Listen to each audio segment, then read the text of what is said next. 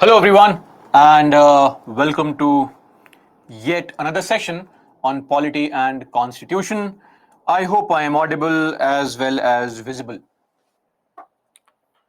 Audible, visible, great. Good evening, everyone. I hope you enjoyed your long weekend session.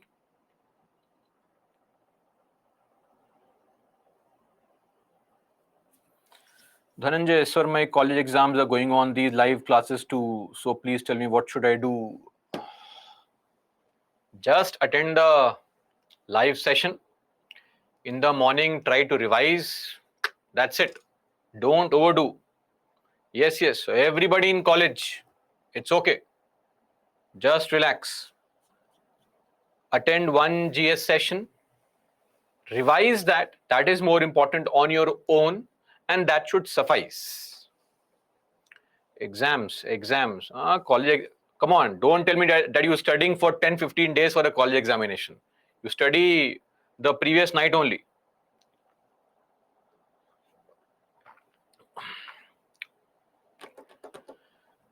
Okay.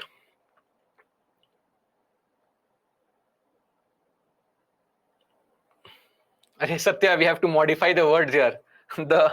Your emotions I understand, but the choice of words are not appropriate. So anyway,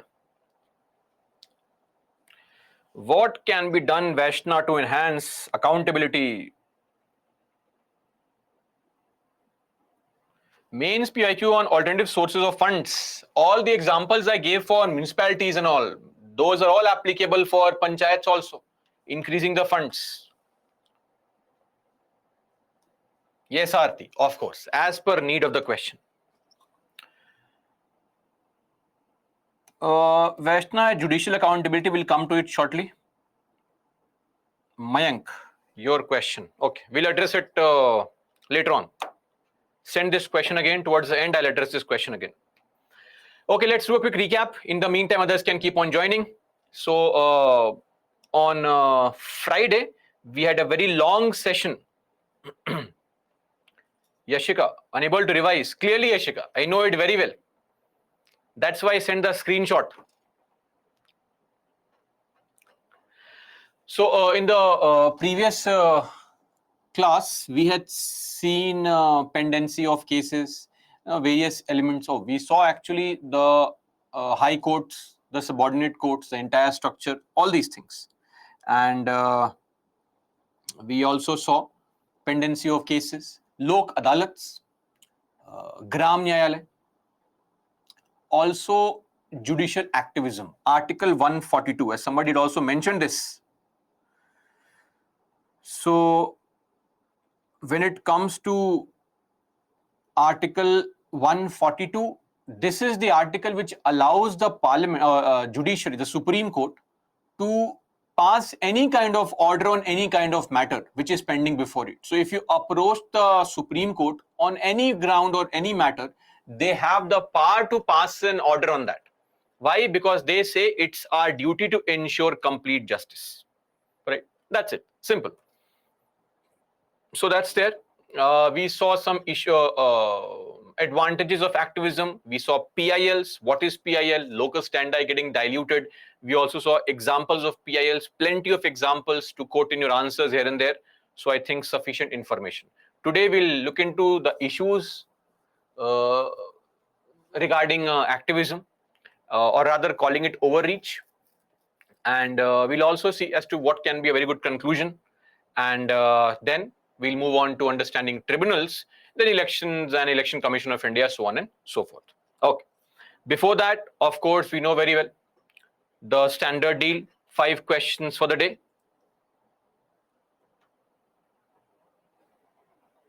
Starting with the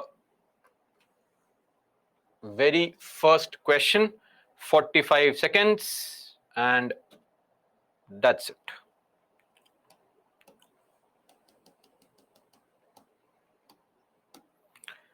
Mark your answer, please.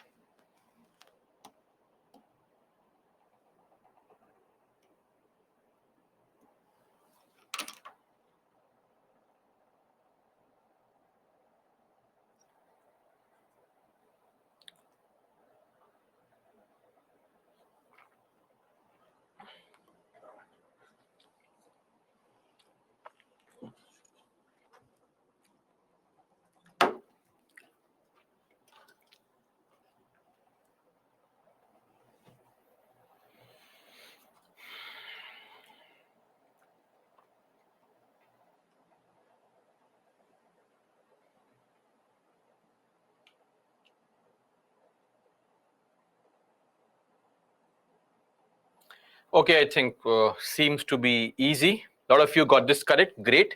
With reference to recusal of judges, recusal, taking back your name. If you are involved with any of the parties, litigants, you take back your name.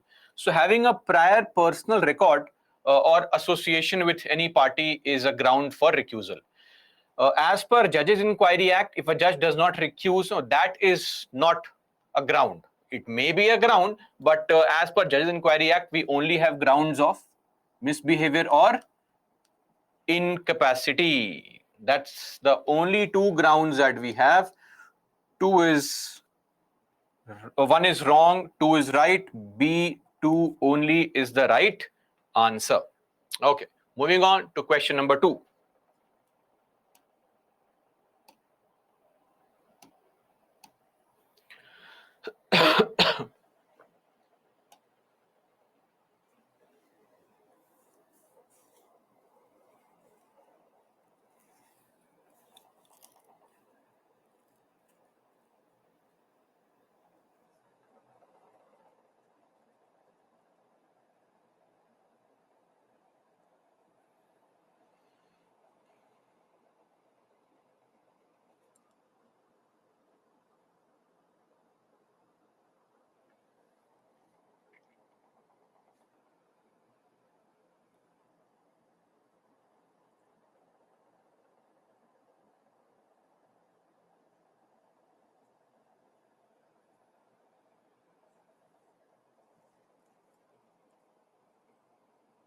Okay, a lot of you got this correct again.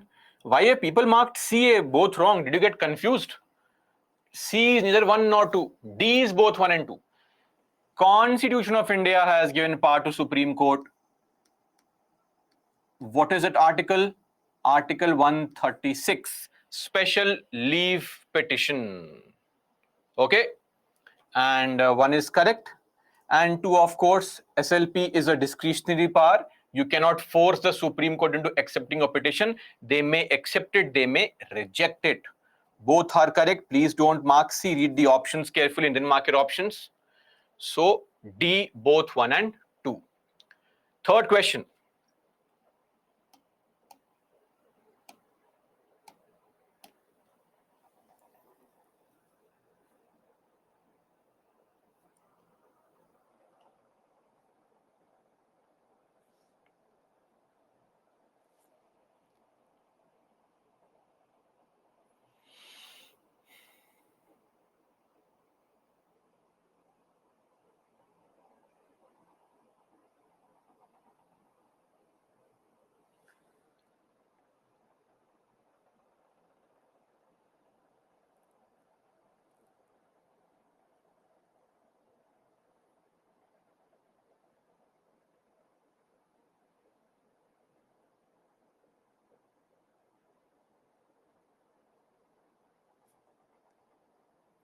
Okay, a lot of you got this correct. Great. Capital punishment passed by a trial court cannot be executed without the concurrence of High Court, not the Supreme Court. Why would we take the concurrence of Supreme Court? High Court only. A is wrong. If A is wrong, this is wrong, this is wrong, this is wrong. This has to be correct. So India has a pyramidal integrated judicial structure that provides for the control of the high courts or the subordinate courts. Sorry, this is correct. The statement is correct. Moving on to question number 4.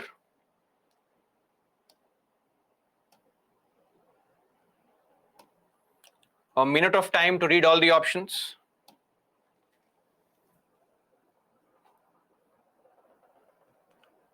Yashika, grounds of merit is actually something different. It means underlying facts that have been taken into consideration. That can't be questioned because advice cannot be inquired into in any court of law. Article 74 clause 2. Judicial review is different.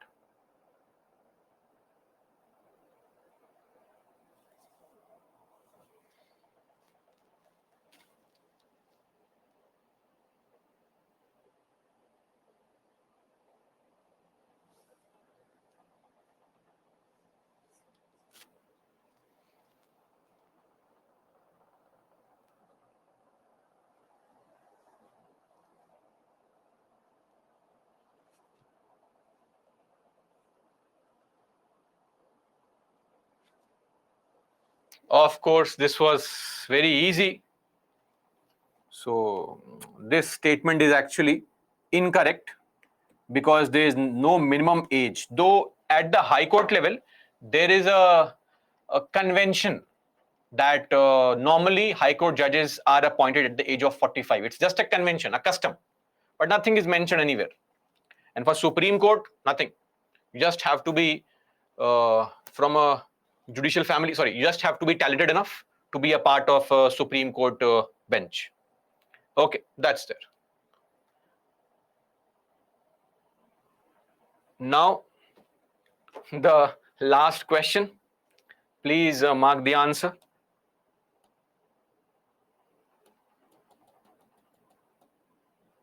45 seconds again.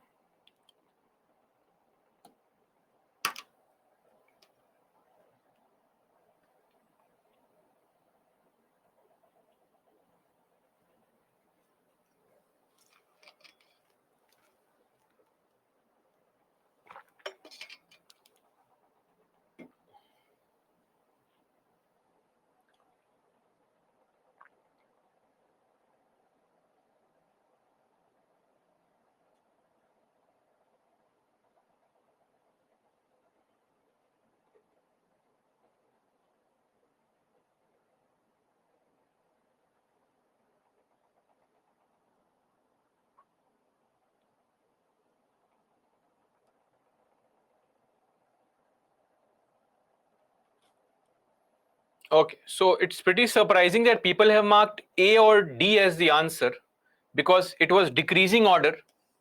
Of course, one has to be in the first position. So makes no sense in marking these two. Now 1, 3, 4, 2, we know the Munsif court is the lowest court, right? So of course 2 is at the end, 1 is at the top, then we have the Sessions Court, then we have the Sub-Judge Court, and that's it. Arriving at the option B. Okay.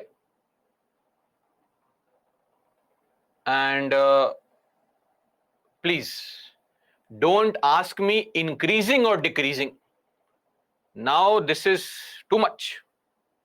Decreasing means from the higher to the lower level. Yachika, it is not Gram Nyayalaya. What is this? Gram Nyayalaya is different. Munsif Court is different. Anyway, that's it. We are done for the day. Moving on to our topic at hand, issues concerning judicial review. Yes. Calm down. Leaderboard. Don't worry. Oh, it was too easy. 17 people getting all correct. SS, Gulam Mohit, Khushi, Chetna, Viswa, Sakshi, Anil, Piyusha, Utsav, Rajvi, Vaishna, Pushpendra, Somya, N Bhavna, Abhinaya, Mayank, Saran. That's it. Others getting 4 correct. So pleasantly surprised to see a lot of new names. That's great.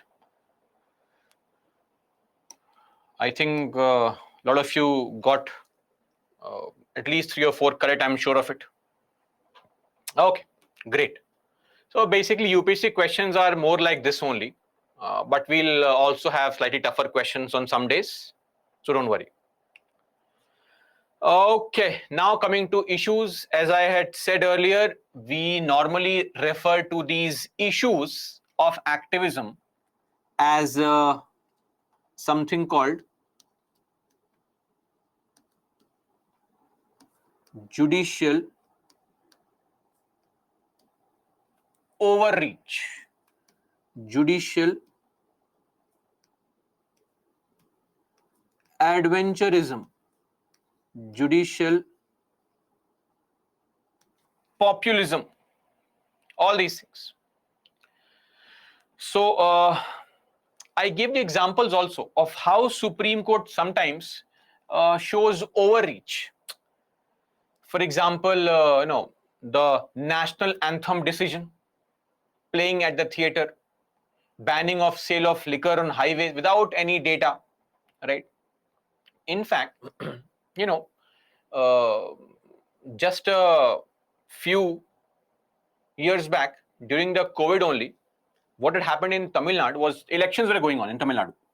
So when elections were going on, one candidate called M. Vijay Bhaskar, he filed a case against election commission officials only, saying that election commission had not done its task properly of managing the polling booth, and people had lost their lives or people had contracted COVID because of poor management, not keeping safe distance during voting. So, Madras High Court became so upset, they in open court made a statement that election commission officials should be booked for murder charges. Don't make such statements. What is the fault of election commission here? Elections are being conducted. I am giving you orders to keep 1 arm's distance. If you are going crazy, then what can I do? And election commission then issued a public statement saying, it is not my task. It is a task of State Disaster Management Authority. It's their task. You please tell them. Then SDMA of Tamil Nadu, it came out saying, no. Inside the polling booth, election commission should take care of safe distance and all these things. Now what has happened? ECI and SDMA, they are fighting. Madras High Court judges are sitting back and enjoying that, oh, come on, fight, and we are enjoying, as if it's some kind of daily soap happening. So don't make such kind of statements which create conflict between institutions. This is there. In fact, the same thing happened in Allahabad High Court.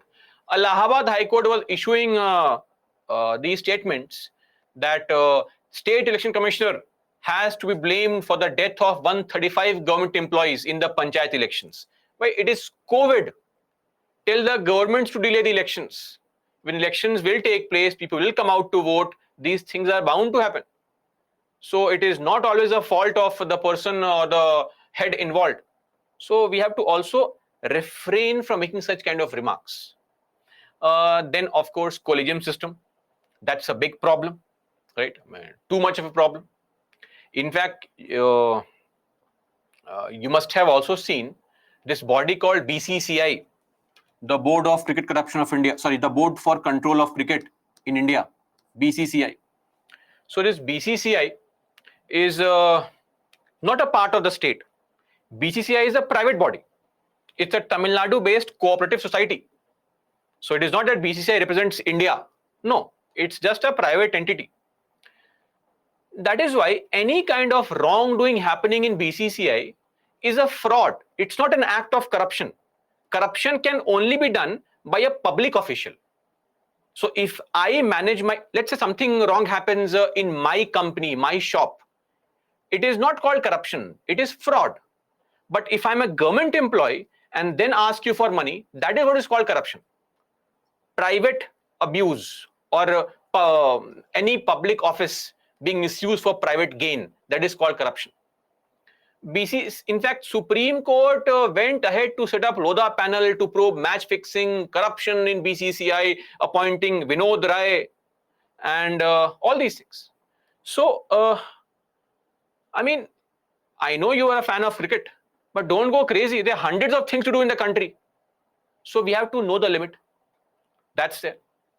And when it comes to other such things, as I said, we have seen Supreme Court being completely silent. If you remember this issue called Bhima Koregaon. Bhima Koregaon issue. So Bhima Koregaon, you'll be studying in your history classes, is basically the Battle of Koregaon.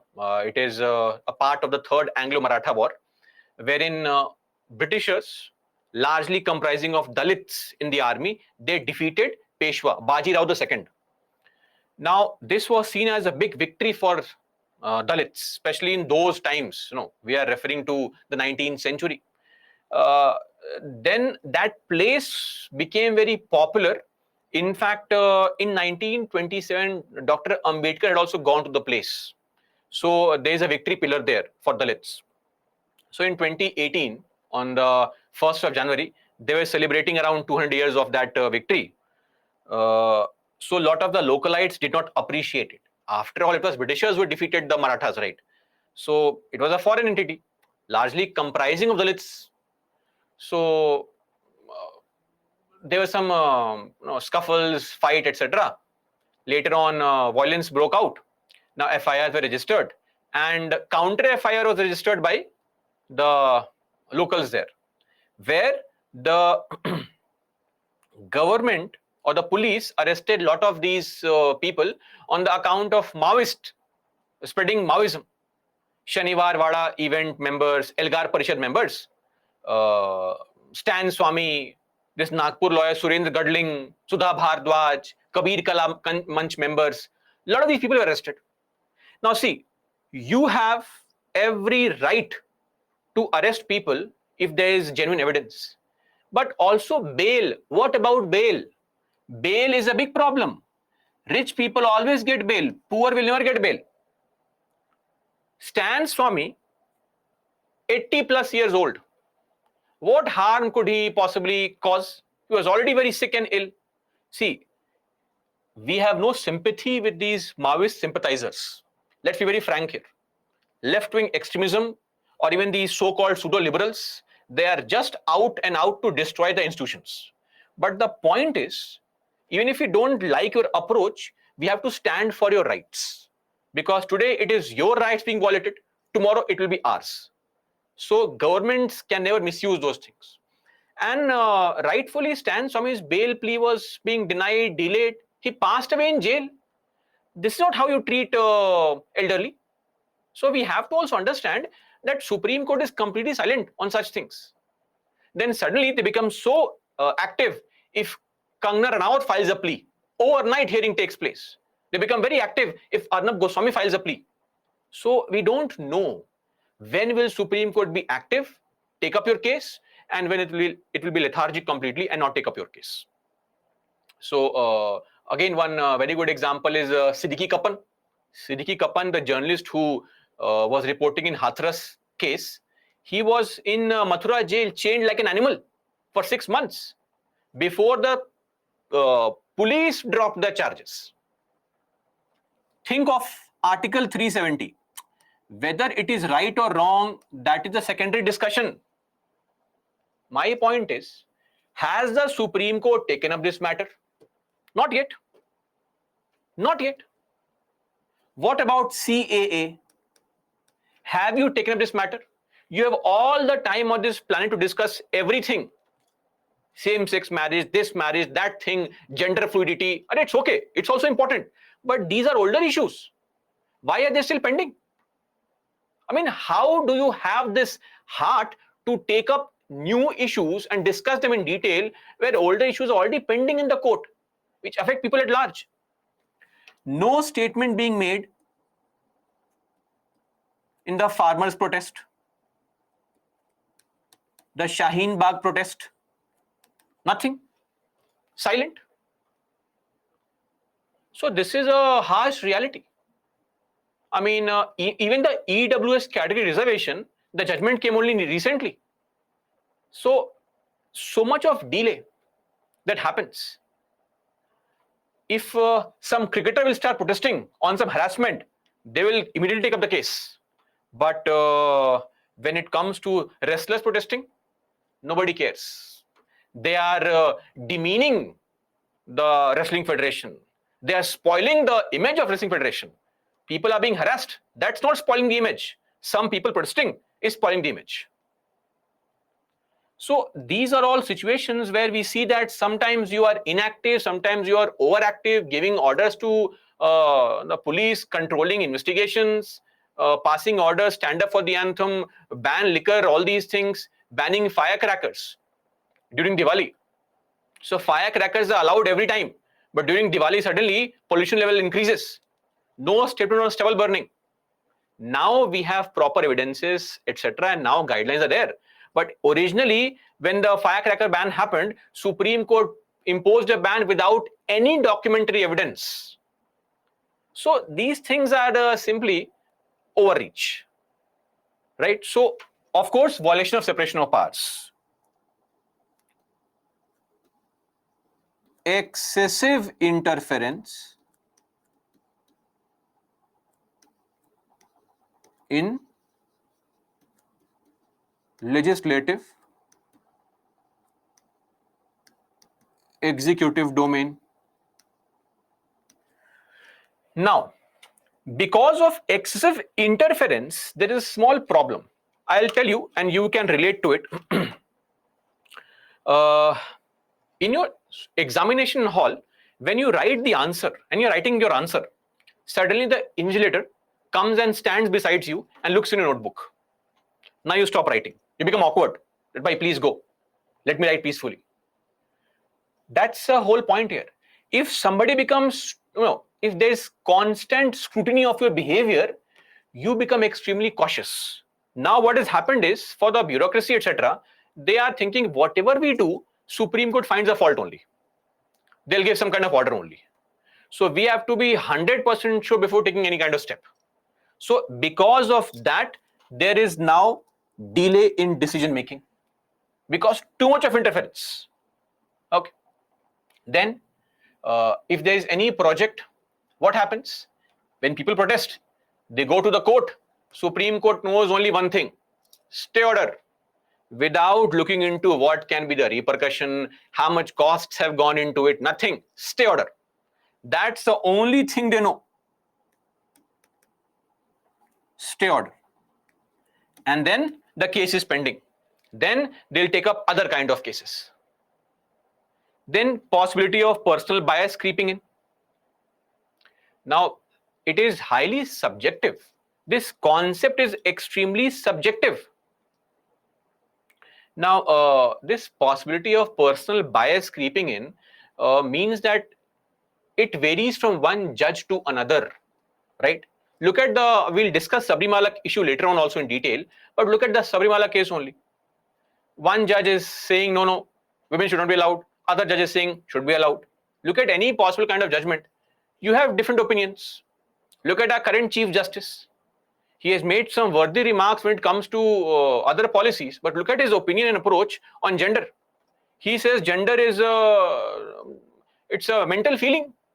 And we fully respect what you feel your gender is, but you can't force people into accepting that gender that you believe you are.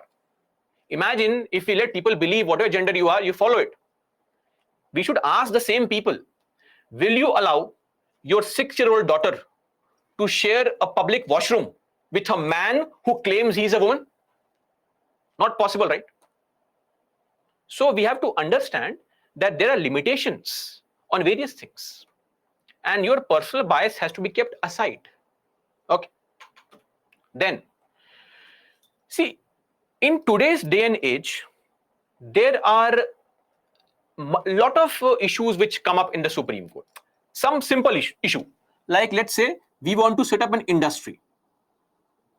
If you want to set up an industry, look at the stakeholders involved. You have the MNC, the multinational corporation, which is setting up the company industry. You have the government, both of the India, of the center and the state, which are vying for revenue generation. You have people waiting for employment opportunities. You have the locals there whose land might be taken. You have then social activists, NGOs. So many stakeholders in one single issue. Polycentric. Issues today are polycentric in nature, right? The point being that courts are adversarial in nature. A versus B. A wins, B loses. But in reality, when there are so many stakeholders, we cannot simply pass a random judgment. We have to allow for deliberation, meaning discussions. Courts are not places of discussions. So courts should refrain from taking up such matters, rather allow for some kind of discussion. Because courts are not framed in such a fashion that there is a win-win situation. It is always somebody wins, somebody else loses. Then, problem of knowledge deficit. Supreme Court judges are great in terms of knowledge of law, but technical issues, right? Whether it is a scientific issue, whether it is a religious issue,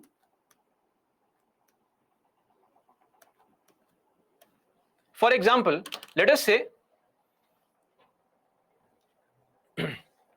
there's a case going on, let's assume, between say Qualcomm and MediaTek or some company. It goes to court, Snapdragon processor problem.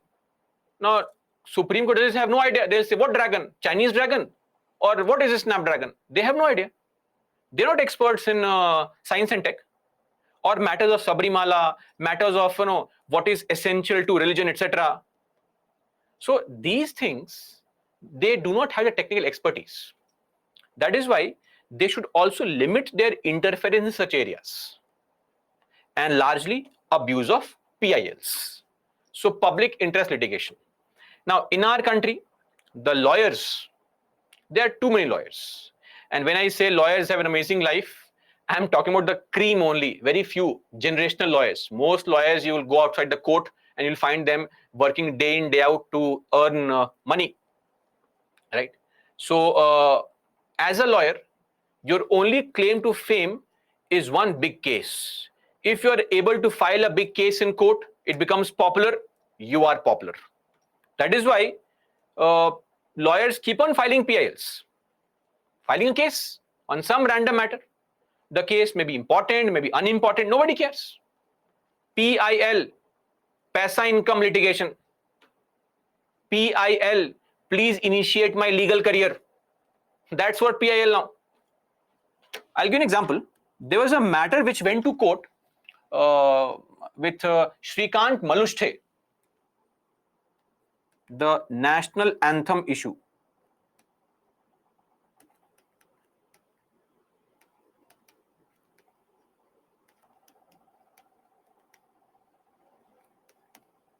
So this great person, he filed a PIL stating that if you read the national anthem, Punjab, Sindh, Gujarat, Maratha. Punjab, Gujarat, Maratha. India. Sindh is in Pakistan. Why do we have Sindh in our national anthem? We are infringing on the sovereignty of Pakistan. PIL filed. Supreme Court also got confused. What the hell is this? Is it correct? Now, the point being that finally, the Home Ministry responded and the Sindhi community responded by Sindh does not just refer, or Punjab, Gujarat, Maratha does not refer to the geographical area. It represents the culture of the area. So Sindh also represents the Sindhi community which are living in India. Finally, PIL was dismissed. Or there is this great person who runs an NGO called Suraj India Trust.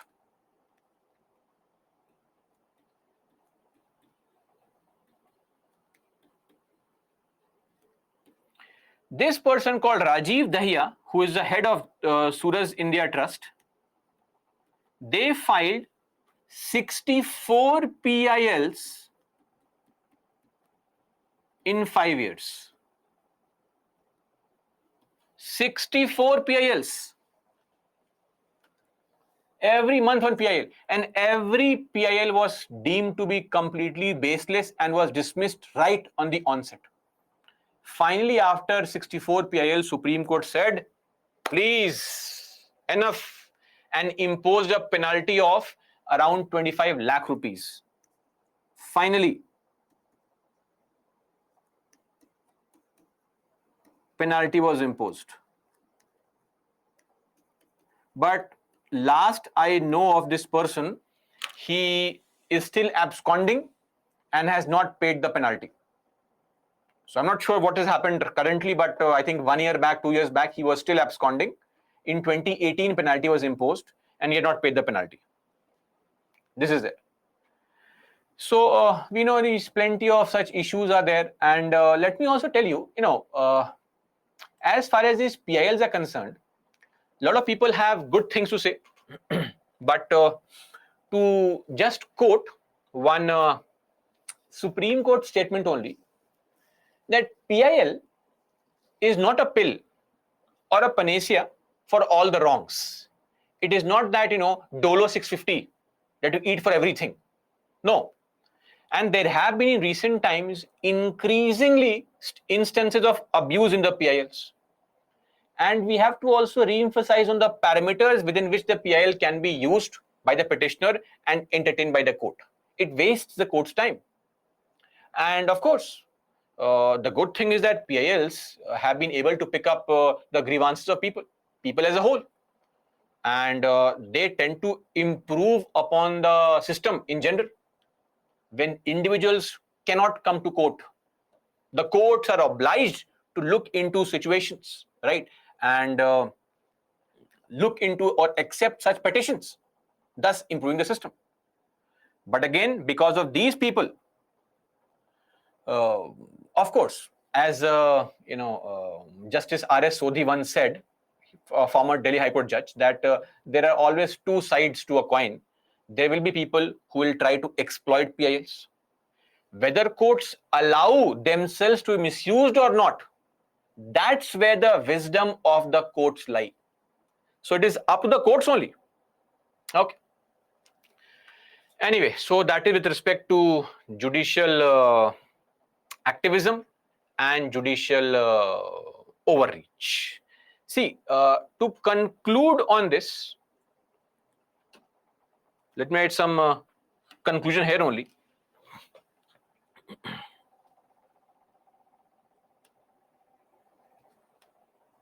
We have to follow three things diligently. One is judicial restraint. Know your limit. You should show judicial statesmanship, right? Don't interfere uselessly everywhere. Let the legislature, executive perform their tasks. Secondly, avoid off the cuff remarks. Off the cuff remarks meaning remarks in the open court. Because see, I'll tell you a very good example of this. What happened recently, this Nupur Sharma case, that whatever the lady said in the TV debate and all, let's keep that aside. That is not for us to judge and all. But when the matter went to court and we saw what happened, the repercussion of that was people getting beheaded. Now, if you make a statement which is a defamatory, the courts are there to punish you. I cannot go on and behead other people because my God is telling me. God is not telling you to behead anyone, firstly. Secondly, the judges, Suryakant and J.B. Pardiwala, I'm surprised J.B. Pardiwala is a part of the bench. So Justice Suryakant says, this tongue of this lady has caused havoc in this country. Really? That's a law and order failure. What are you blaming the person for? She is facing death threats on a daily basis, into hiding, and this is how you behave in the court. Make statements against somebody who has come to you that your tongue has caused havoc in the country, and no statement being made on people who are beheading. So this is wrong. Let the law take its course. Secondly, if you want to make this remark, make it a part of your observation and judgment. Don't make remarks and say, this will not be included. This is wrong. If you are so sure of your remark, please make it a part of your statement in the judgment. Because open court remarks are prone to susceptible to misinterpretation. So in one case in this air quality in Delhi, judges say that, Delhi has become difficult to live now. We feel its death is around the corner. Don't show this exasperation. What is the problem with you? People are dying. You are enjoying your lives. If the judges start making these exasperated comments, what to do? We can do nothing. People will feel disheartened. So always apply restraint. Don't make any comments, undignified banter, excessive criticism. Avoid that. Avoid excessive criticism of executive and legislature. Please avoid any kind of statement like this. And also, your task is to limit yourself to just reviewing the decision making process. Don't start reviewing the decision only, because policy making is a part of executive and legislature. Please don't make policies. And that's why we always say, misdirected enthusiasm is rarely consistent with impartiality. If you are over enthusiastic, you can never be impartial. You'll always be biased. And that's the beauty. The strength of judiciary lies in understanding its limits. That's where your strength lies. And eventually, we can summarize this by saying, say no to judicial governance. Let the executive, let the legislature govern the country. Please don't govern the country. It's okay. We already have elected people. Let them make laws, etc. Please don't interfere in the lawmaking process. Frankly, this is a summary. And there is no dividing line. It's the gray areas. So you have to, as a judiciary, understand and respect the limit yourself. So this is how you can conclude your answer on judicial activism. This is a very, very important topic. Please mug up the pros, the cons, the conclusion, examples, as many examples as possible, because questions have been and they will be asked on activism. Whether activism, good, bad, PILs, etc., etc., they will be asked. It's a guarantee. It's like local self-governance. If there are two areas where questions will be asked from, it is local self-governance and judicial activism. So please be ready with plenty of examples, and standard examples are okay. There is no need to give an example which happened yesterday. So keep by heart some few examples, standard ones, and you can use those examples everywhere. Okay, that's it. So this is with respect to the issues pertaining to our judicial activism. So largely a mains-based topic. So of course it can come only in main examination, not in the prelims examination. It makes no sense for this question to come in the prelims examination. Okay, look at this question asked in 2020. Judicial legislation is antithetical. Antithetical means directly opposed to.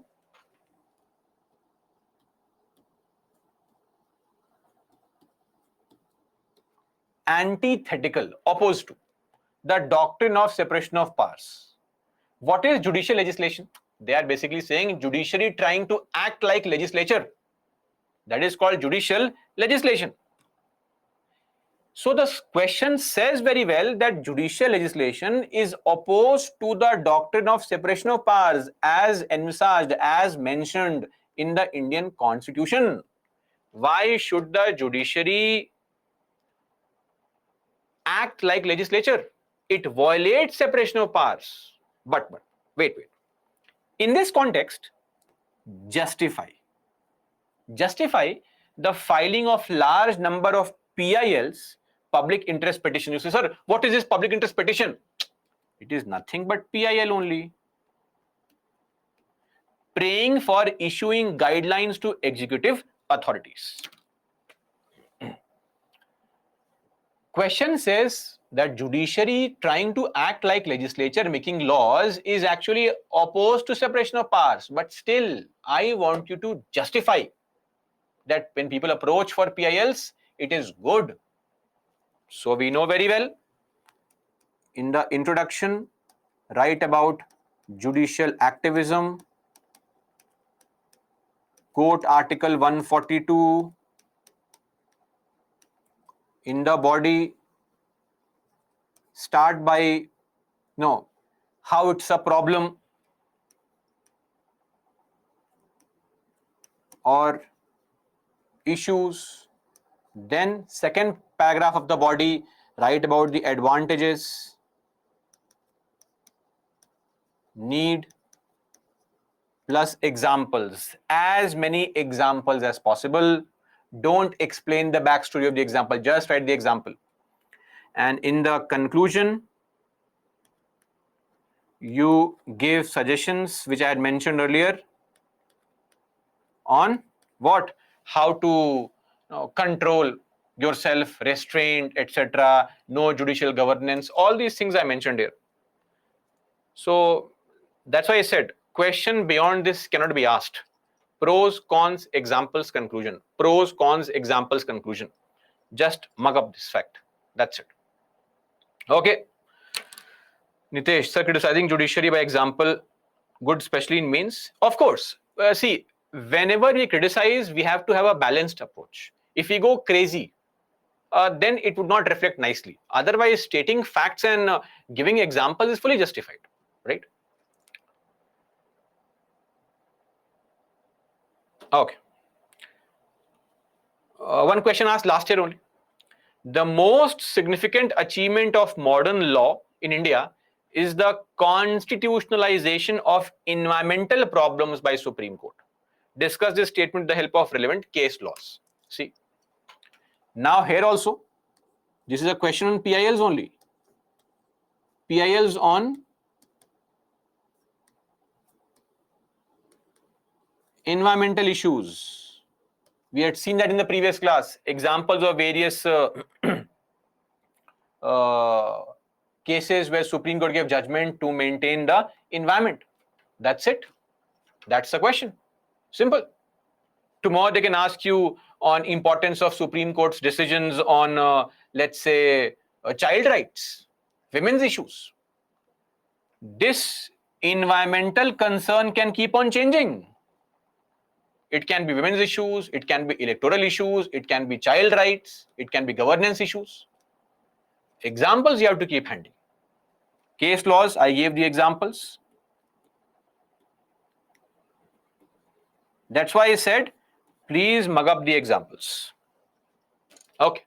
And yes, right now you may not be able to address one more angle to it, the Article 21 angle to it. Once you study Article 21, you can have even more points to write under this. But even though that's just a 10 marker, 150 word question, so we have to also justify the word limit. Okay, that's it. So this is with respect to the questions asked from this topic.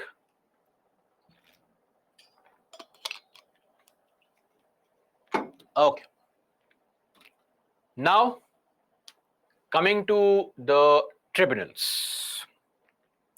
So what are tribunals? Tribunals are basically an example of a quasi-judicial body.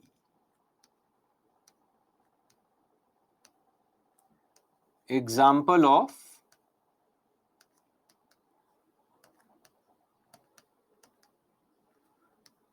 quasi-judicial body. Quasi, semi, partially judicial body. So, what is a quasi-judicial body? A body which is like judiciary, right? But it is restricted to certain areas of expertise only. The functions of such a body resemble that of court of law. Similar kind of functions like conducting hearings, making findings of facts, applying laws, drawing conclusions. All these are areas which the courts also perform. And what is the ultimate objective? Ultimate objective is to resolve disputes. So this is an example of, this is what a quasi-judicial body is. There is no strict definition, but we just have an example. For example, they can sometimes be statutory in nature. Any statutory quasi-judicial body, NHRC. What is NHRC? National Human Rights Commission.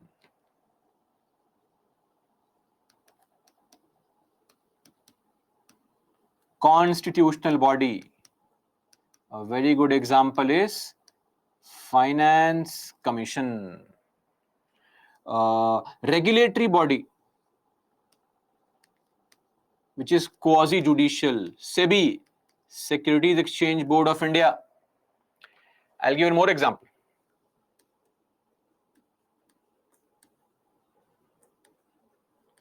Impeachment of president.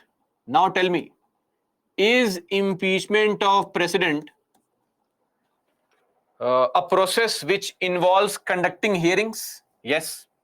Findings of facts, allegations, applying the law of Article 61, drawing conclusion, and then resolving dispute, some kind of conclusion is resolved. This is an example of a quasi-judicial process, a semi-judicial process.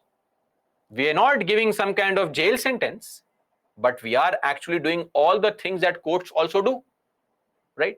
So this is what is called a quasi-judicial body, and tribunals are examples of a quasi-judicial body. Clear? Now see, as far as these tribunals are concerned, to be very frank, we wanted to set up an alternative way to resolve disputes because courts were overburdened. And frankly, the very first situation where such kind of bodies were thought of was in pre-independent India, 1924. This Justice Rankin Committee. So it was a committee formed in 1924 which suggested that there should be reforms on how to deal with pending cases in the courts. Then came the first ARC. First ARC said that, for all these government employees, especially the senior employees, if they face any kind of trouble, transfer, salary cut, demotion, no pension, then they should not be forced into going to courts because courts take a lot of time, right? Why don't we set up a separate kind of semi-judicial body where they can approach directly, like some kind of civil services tribunals? Then came 1972, Justice J.C. Shah Committee. It also said the same thing, that we should create some kind of a tribunal, a semi-judicial body which can unburden the judiciary. Then came the Law Commission in 1974 with its own report that we should create tribunals. Finally, there was a committee called Sardar Swarna Singh Committee. You must have heard of this committee because this committee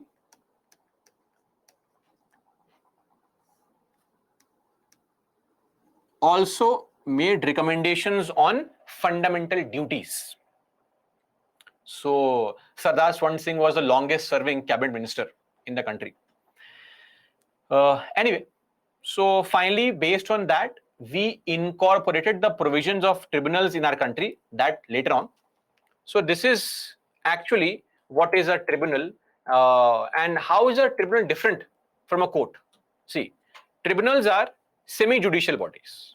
As I said, they are not courts of law, but they enjoy some of the powers of civil court, seeking any witness to come in front of them, applying for any kind of, or asking people to come as a witness, asking government bodies, private bodies to submit documents, etc., conducting hearings properly, formal hearings. But they are largely restricted to certain areas of expertise. Restricted to certain areas of expertise, right? One more thing, these courts, when we go to a court, we hire a lawyer, date is given, on that date announcement is done, then you come, your lawyer comes, you stand, my lord, this, that, rules, regulations are followed very strictly. Indian Evidence Act is followed, CRPC, CPC, all these things are followed. tribunals are free from all these things. Anybody, and it's very, very important, I'll tell you this point is very important. Anybody which is not bound to follow Code of Civil Procedure and Indian Evidence Act, etc., those bodies are called quasi-judicial bodies or tribunals. Are we clear? This is a classic case of a body being defined as a tribunal. Thus, making it a tribunal. Are you clear? And this is not me saying it, Supreme Court has said it. In the P.N. Sharma case, Supreme Court said, how do you define a tribunal? There is no exact definition, but if there is any body which performs court's functions, but is not bound by following all the rules, regulations, tribunal. Tribunals also have the power to review their own decisions. And what tribunals are just expected to do is to follow principles of natural justice. That's it. That's the bare minimum you have to follow, nothing else. I hope you remember the principles of natural justice, right? So these are the features of tribunals. Clear? Now, as I said, how do you differentiate? So courts basically have a controlled fact-finding system with controlled law application. Rules, regulations strictly followed, right? To give you a simple example, in the movies they show always that whenever there is some very intense court scene going on, suddenly the hero's side normally, they present a witness. Entire court is shocked and the witness walks inside the court. You can't do all this nonsense. When you want to present new evidence, you have to inform the court beforehand and also inform the other lawyer that you are giving new fact and evidence. You can't surprise the court. Okay? So it is not some reels you are shooting. Surprise element cannot be there. So all these are what? All these are basically rules that you follow. These are mentioned in the Indian Evidence Act. You have to follow all these things, right? Tribunals, they work outside the court system. They just apply laws in a very relevant manner, following just one idea: principles of natural justice. Okay. So this is there. And there are a lot of issues in the Indian Evidence Act. Let's not get into that because that's of no concern to us. There are a lot of loopholes also which are exercised. For example, a lot of loose words on how to define an expert. There are a lot of issues. Even for this giving of evidence and all, there is a possibility of accepting evidences on the spot if the judge allows. So again, largely what happens in court, a judge controls a lot of things. For example, we say that trials never take place in high courts or Supreme Courts. What is a trial? Where you are proving some fact, presenting evidence. So when you see all these things going on, that were you present on the date of murder? Did you see the person? How far? Where is a blood-soaked shirt? All these nonsense. This is called trial. It takes place only in the lower courts. High Court and Supreme Courts don't have all this. It may, if the judge allows in extreme circumstances. So extreme cases we won't include. Law simply says that High Court, Supreme Court don't do all this nonsense. So tribunals are slightly free from all these regulations. Very casual, informal platforms, right? Now, why do you need tribunals? Firstly, as I said, tribunals are meant in certain areas of expertise. So courts do not have expertise in, say, tax matters,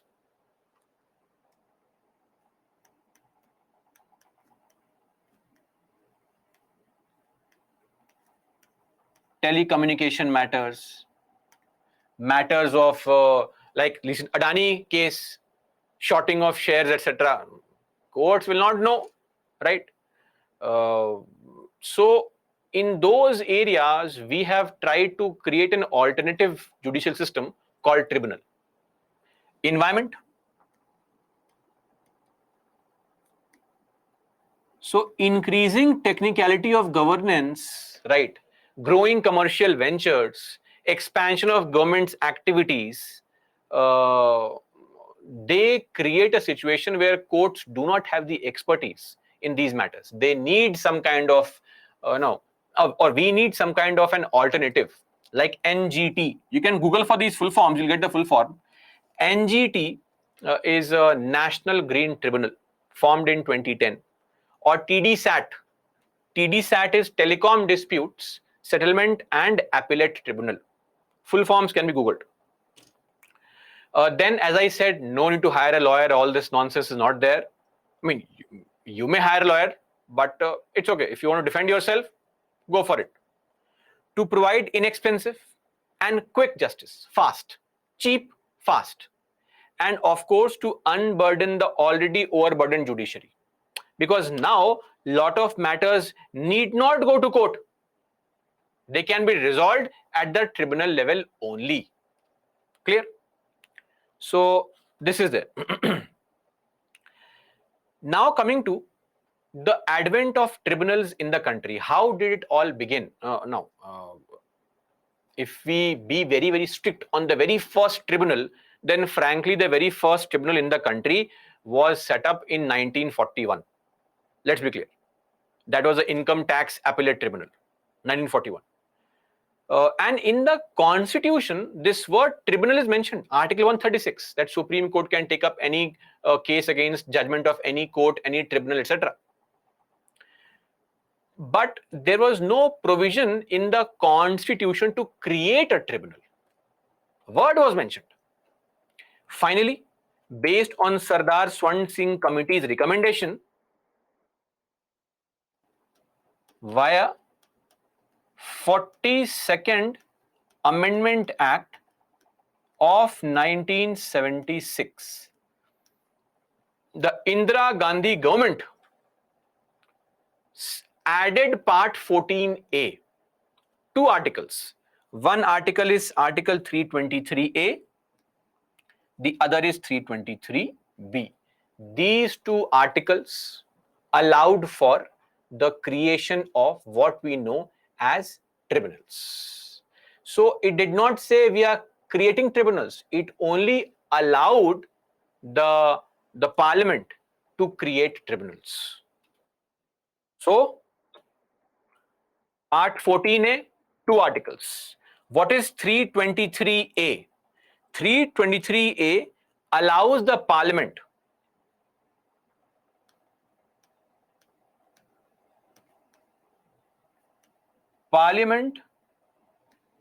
by law can create tribunals for administrative matters. Now, what is this administrative matter? Administrative matter meaning for people like you, civil servants.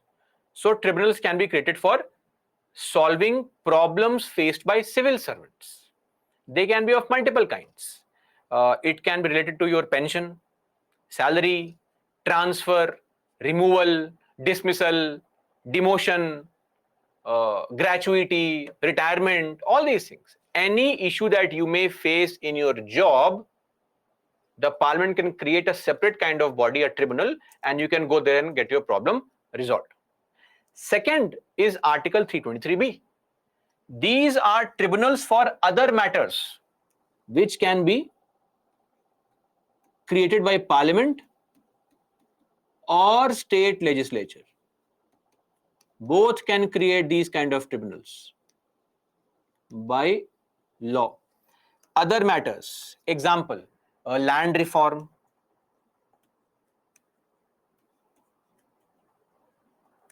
tribunals for taxation, tribunals for environment, tribunals for any kind of industrial dispute, etc. Okay, so this is with respect to the tribunals being allowed in the country through the amendment in 1976. But then, since the parliament by law could create a tribunal, the Rajiv Gandhi government in 1985 finally created a tribunal called administrative tribunals. Okay, so three kinds of tribunals are created.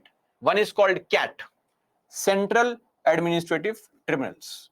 This is meant for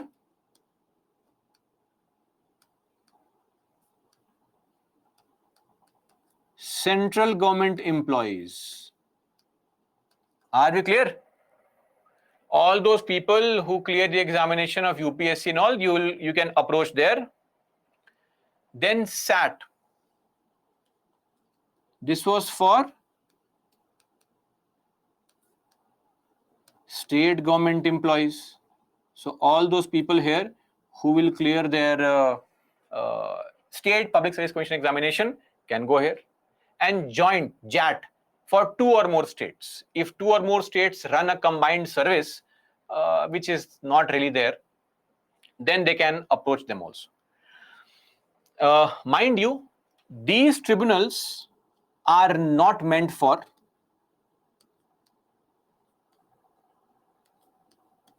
armed forces. Okay, armed forces employees have a separate tribunal called Armed Forces Tribunal, AFT, or any employee of Supreme Court, High Courts, even the subordinate courts, etc. So these people are not covered. Government employees are covered. Okay, so basically the idea is that in future, once you're an IAS officer and you are being harassed, whether it is for your salary, whether you are being transferred frequently, excessive transfer without any reason, whether it is for pension not given to you, any kind of retirement benefit not being given to you,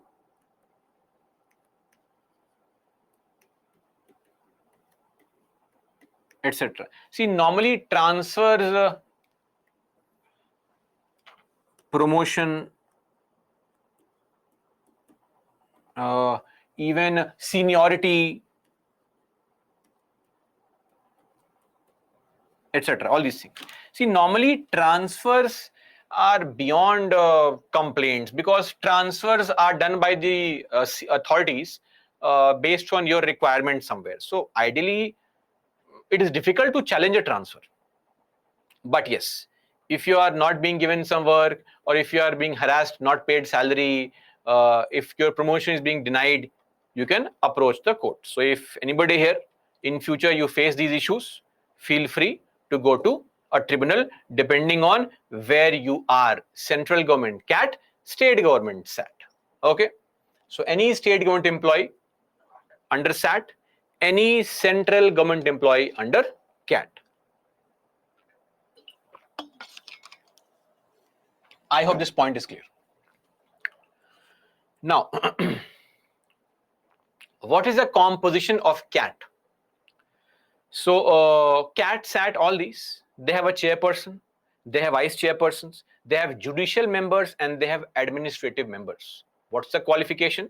To be a chairperson, you have to be a former or a sitting judge of the High Court. To be a judicial member, either be a former or sitting judge of High Court, or you can be a Secretary of Government of India for 2 years, or additional secretary in the Government of India for 5 years in the Department of Legal Affairs in the Ministry of Law. IAS officer only, but in a specific department. And then we have administrative members. For that, the qualification is either you are the topmost IAS officer for 2 years, or you are the additional secretary for 5 years in any ministry, any department, does not matter. Now coming to The next point, appointment. These things are old provisions. Okay, old provisions. Now, when it comes to this is all basic fact. What is it to explain here? Appointed by the president. So these are all old provisions. Now, why do I have these old provisions in the PPT? Makes no sense. It does make sense. We'll come to it shortly. So earlier, the appointment was being done for the CAT by the president in consultation with CGI. Consultation, not binding. And by the president for SAT with the governor. Okay. Term of office for the chairperson, CP stands for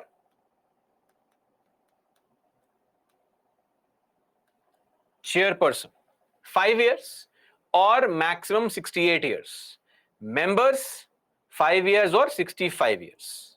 Conditions of service, meaning salary, allowance, etc., same as Supreme Court judge.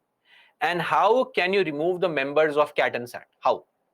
So it is not done by Parliament. Okay. It is done by the president after Supreme Court inquiry. So the ground is misbehavior. But the point is, if I have some problem with a CAT member, I'll file a complaint to the president. The president will ask the Supreme Court to conduct inquiry. Now, Supreme Court can conduct inquiry in whatever form they want. Supreme Court can have a judge or 2 judges, 5 judges, 3 judges, whatever they want. And that group can look into the allegation and find out whether the allegation is true or false. This is how the removal is done. In fact, this is a very standard way to remove lot of people in the country. Okay. I'll just mention this for you to also understand. Also used to remove.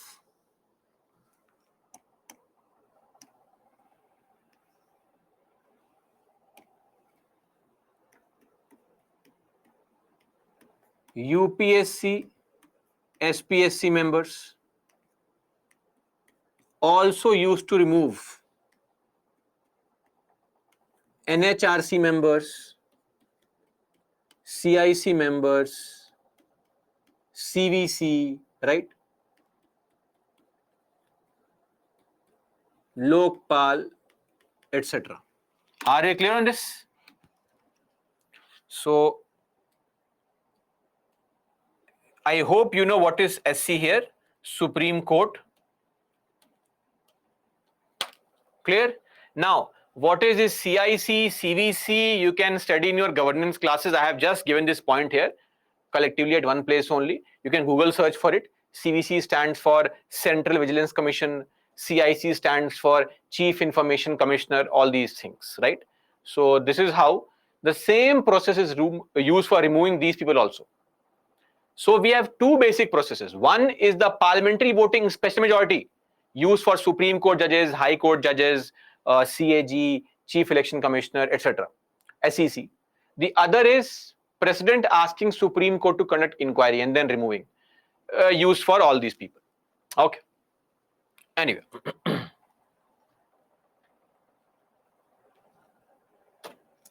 Now, what is a procedure to file a complaint? Originally, the provision said that the tribunal's awards or decisions cannot be challenged in High Court, only in Supreme Court, right? Because we wanted to unburden the High Courts only. But Supreme Court in 1997 said, how dare you bypass High Courts? They are court of records. Okay. So the process is going to be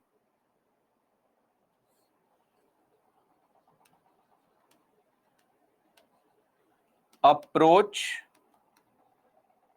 tribunal,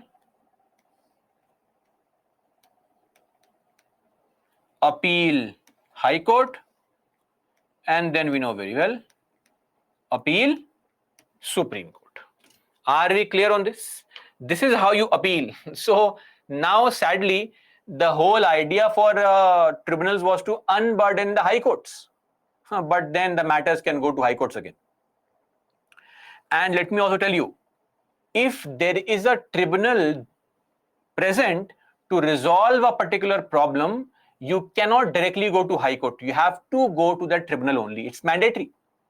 For example, in case you are an IAS officer or you are an Indian Revenue Service officer and you have faced some problem in your promotion, you cannot go to high court directly. You have to go to CAT first. It is mandatory to go to CAT first.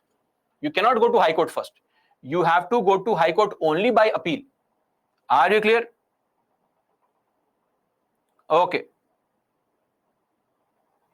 So this is with respect to tribunals.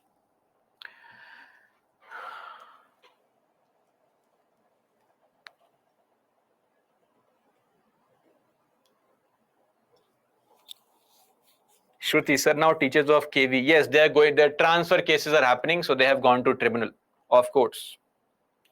Saksham, no certificate is required. From tribunal to high court, nothing is required.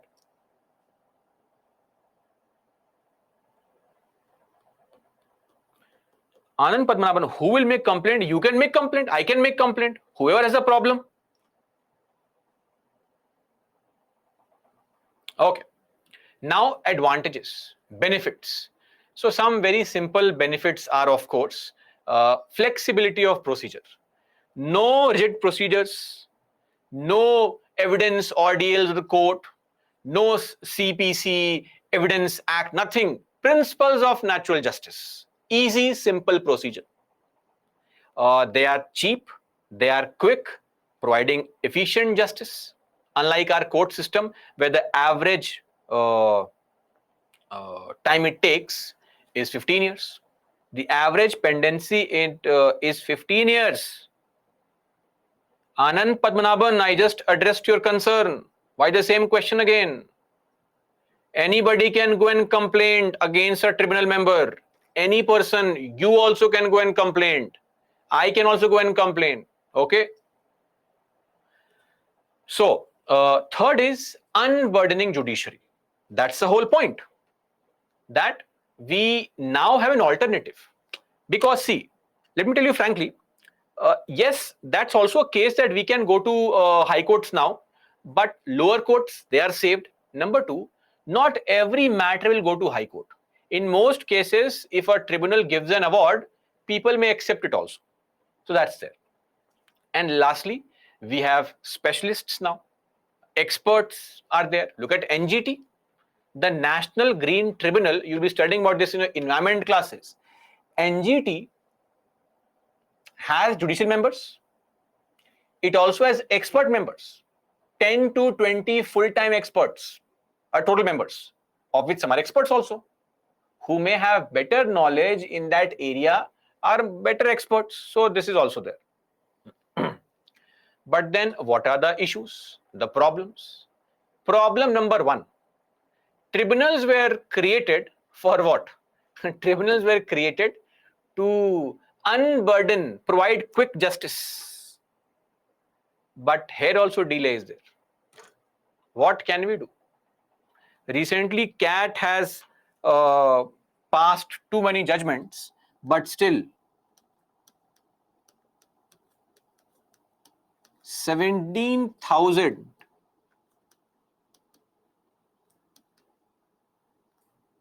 pending cases are there in CAT. 17,000 employees. 17,000 employees. Income Tax Appellate Tribunal, 92,000 cases were pending at one point of time, right?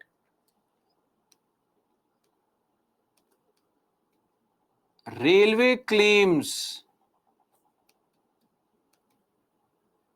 Tribunal. So if you have any kind of issue that you have faced with the Indian Railways, 46,000 cases pending, right? Custom excise and service tax appellate tribunal, 91,000 cases pending. So see, India has too much of population. Okay, so please, this is going to be there. And of course, there's a big problem here of vacancies. For example, in CAT, 42 out of 69. Vacancy here, vacancy there, everywhere vacancy only, right? Then there is also a violation of separation of powers. How? How? A very good example I'll give you here is National Green Tribunal. Now, NGT has a task to make guidelines on how to keep the environment clean, etc., etc. It also implements the guidelines. Just like legislature, they make guidelines. Just like executive, they implement guidelines.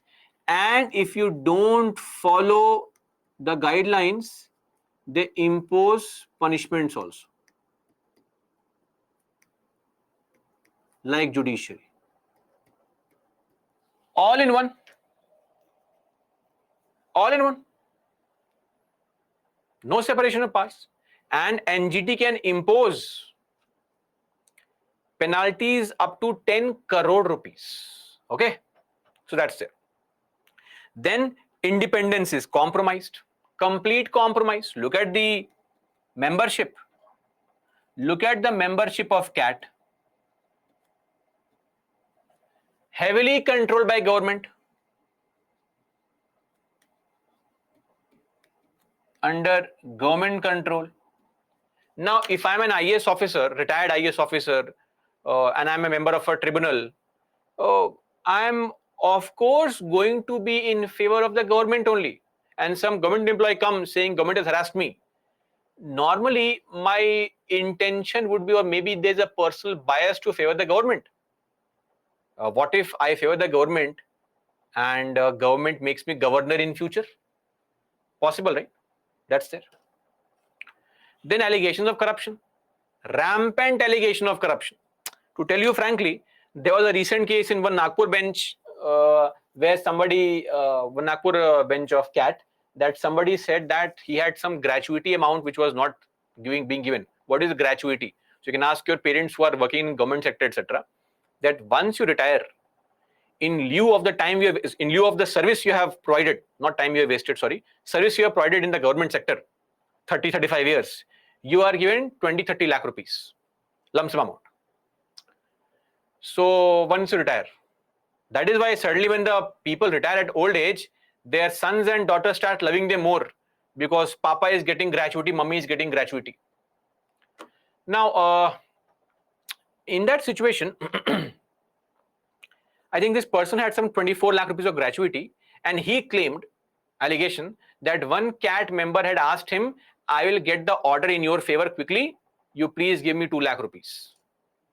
So this is also there, right? Then lack of infrastructure. Infrastructure is very, very poor. Shortage of staff. Vacancies are there only. Salary is not paid on time for lower staff. In fact,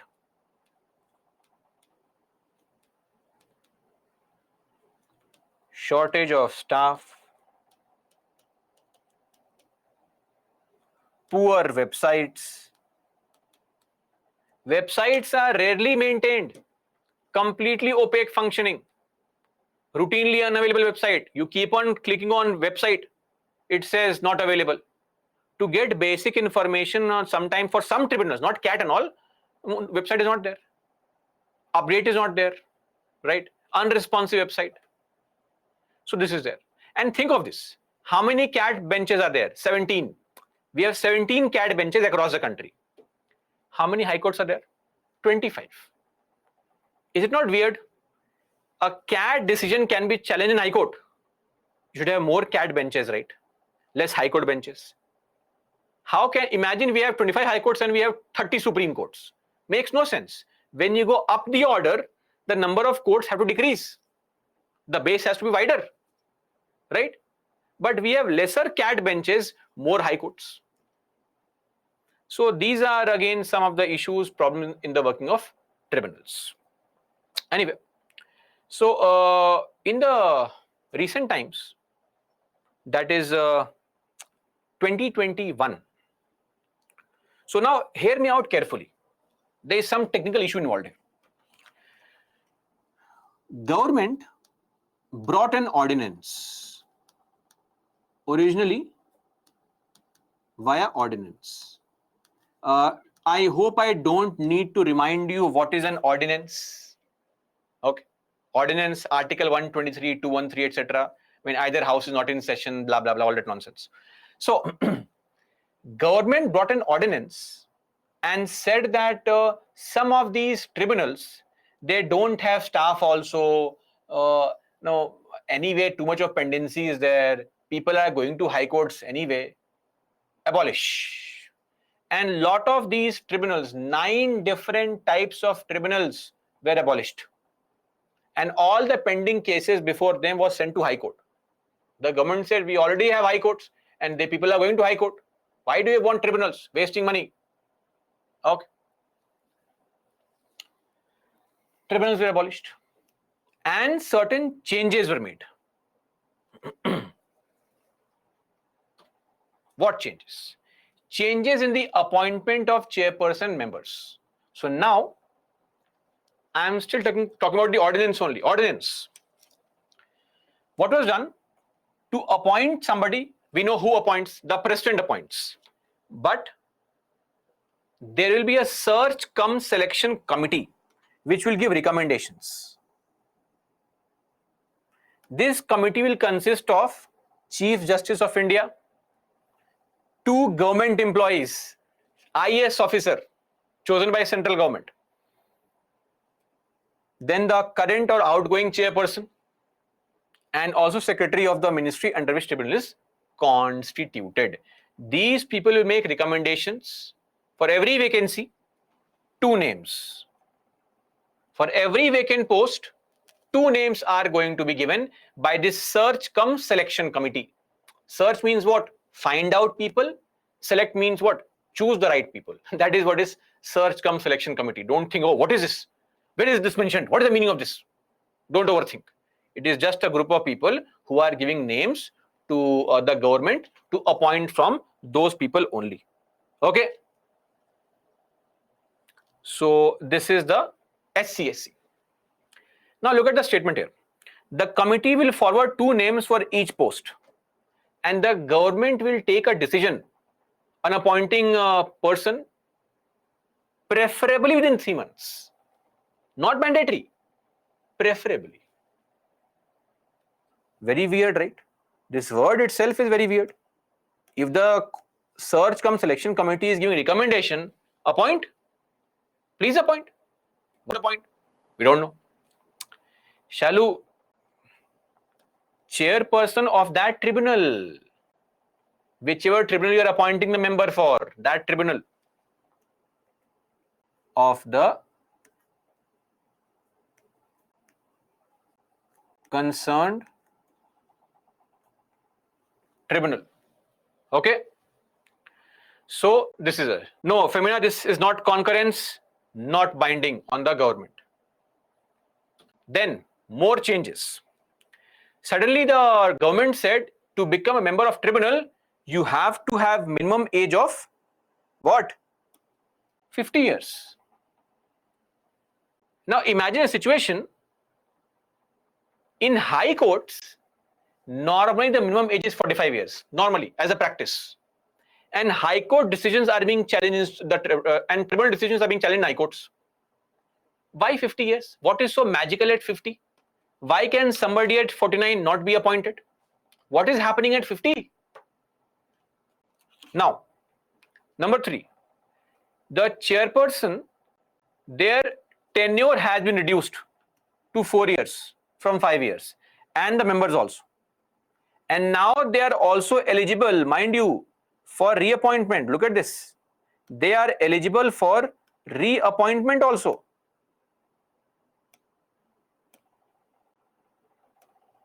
Okay. Meaning, you please give the right decisions in government's favor. I'll reappoint you. That's it.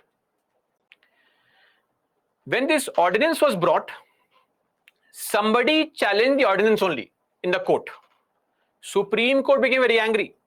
What is this nonsense of preference? Supreme Court said, cancel this. Why preferably? Mandatory appointment. What is this preference? Secondly, what is 50? What is nonsense of 50 years? You should be eligible. That's it. This cutoff age of 50 years is restrictive qualification.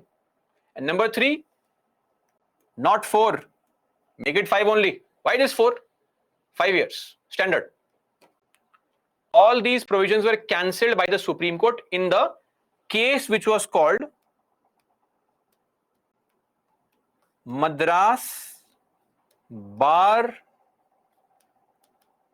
Association case of 2021.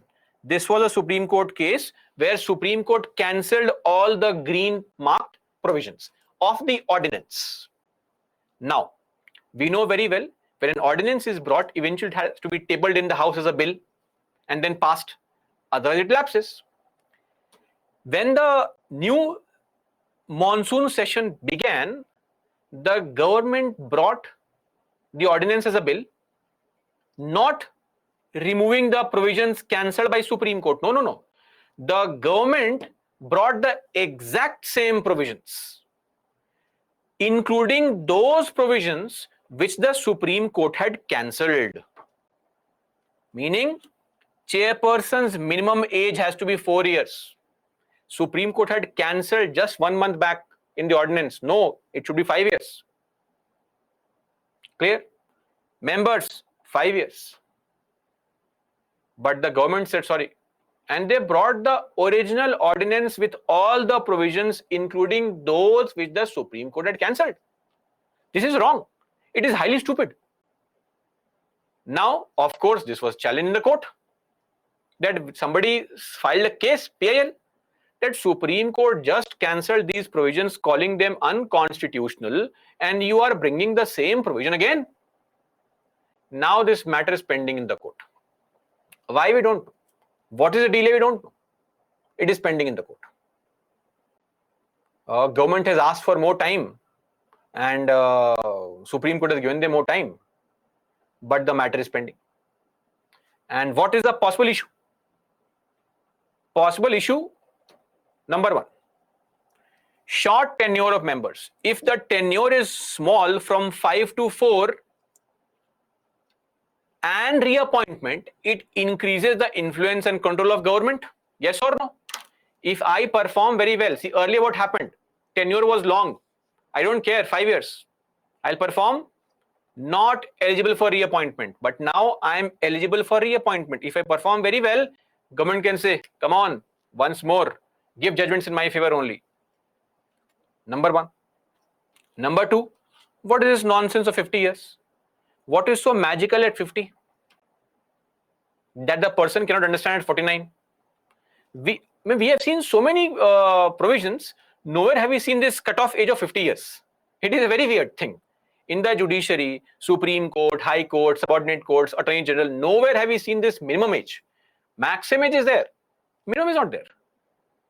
And also, when you abolish various kinds of tribunals, these tribunals all abolished, dissolved, then you are only transferring these cases to the High Court, thereby increasing the pendency of High Courts, burdening the High Courts. So these are the 3 grounds on which the law has been passed. Now the law is called Tribunals Reforms Act, which was originally an ordinance.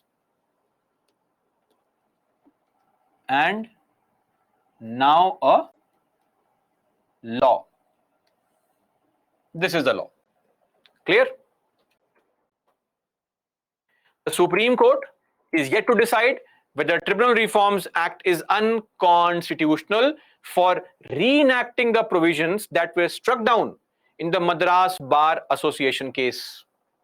What is there to again discuss on this? Why you had struck those things down, strike them down again? Simply wasting time. Simply wasting time. Yashika, this was passed in where will the law be passed, Yashika? Parliament only, right? Or some other place? Where is the law passed? So this is again a classic case of Supreme Court not deciding an important matter, waiting, and then and see, look at the government also. By just 2 months back, if somebody is a Supreme Court has cancelled your provision, then what is the point of bringing the same provision again?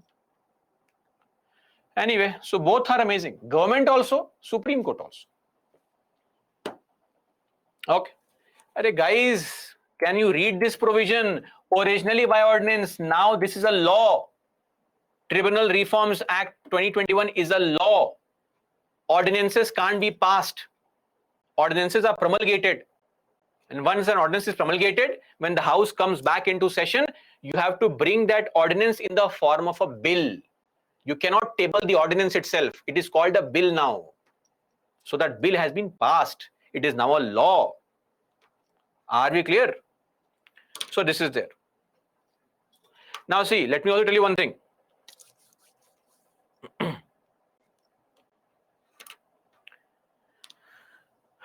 That this tussle between the parliament or the government and the judiciary, there is no end to it. Some of you may question, sir, but who will win? Whoever stops, the other party wins. It's like a college fight. You beat somebody, they call their friends and beat you. You call your friends and beat them. They call their friends and beat you. Somebody has to stop at some point of time. Otherwise, this can go on and on. So, Supreme Court can cancel the new law. Parliament can again make a law. Supreme Court again cancels it. Parliament again makes it. Supreme Court again cancels it. So, this can go on and on. Somebody has to stop. The right answer is whichever organ stops, the other person is the winner. That's it. Shalu, please read the statement carefully. You will have your answer here. Please. Yashika, real loser citizen. Oh, emotional statement. Yes, definitely. We are the real losers. Of course, it is wasting the parliament's time also and the court's time also. And you will find this happening a lot when we study fundamental rights, especially reservation. Okay, so this is there. Clear on this? Appointment to be done by a committee of people, recommendation to be given. Then minimum age is 50 years. Their chairperson can be appointed for 4 years or 70 years, whichever is earlier. Members appointed for 4 years or 67, whichever is earlier. That's it. That's it. We are done with our discussion on the judiciary. It's all done. Just a simple question. How far do you agree with the view that tribunals curtail the jurisdiction of the ordinary courts? In view of above, discuss the validity and the competency of tribunals in India. Validity, constitutional provision, competency, performance, advantages, challenges, all these things. Nothing unique here. Simple question. Okay. Okay, now we can go for a break. But in the meantime, you can go for a break. I'll just write the important articles that you need to know. 124. Then others you can skip. 129, 130, 129, very, very important, Court of Records. 131, that's the only important article. Then 136, 137, revisory jurisdiction. 139, increasing the power of Supreme Court. 139 capital A, transfer of cases. It has been happening a lot recently. 142, judicial activism. 143. Then for High Courts, 215, Court of Records. 217 is the appointment. Subordinate court judges, 233. and 234. Okay. Then 323A is for tribunals, 323B is for tribunals. One more article, 121. The conduct of the judges of the courts cannot be discussed in the parliament. Important cases, judges case. All four of them, 1,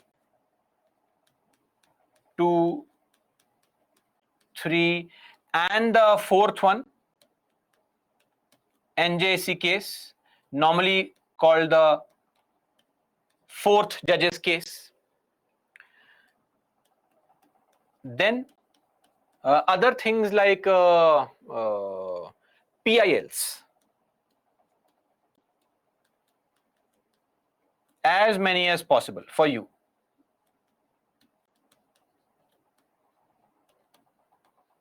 Simple. Then under tribunals, L. Chandrakumar 1997 and the recently passed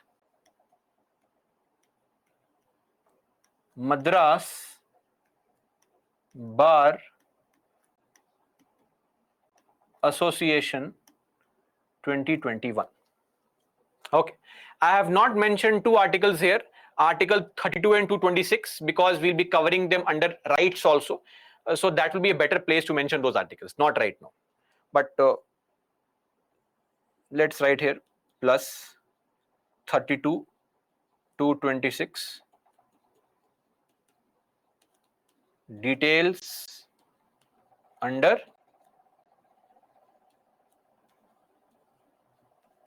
fundamental rights. That's it. We are done with respect to the judiciary. And as far as tribunals are concerned, now I hope you understand why I have also mentioned the old provisions. Because what if Supreme Court cancels the new provision, then these provisions will be back in place. Clear? That's there. And lastly, one more thing. Fans of Lakshmikant can refer to various chapters from Lakshmikant that are there. You can study chapter 26, 27, 28, 29. 26, 27, 28, 29, then 34, 35, 36. 34, 35, 36. That's it. Okay, done. So that's it now for this. Now we'll move on to elections. Let's take a break. Be back at 7. It's an Indian emblem. How to write? Okay, I'll write here.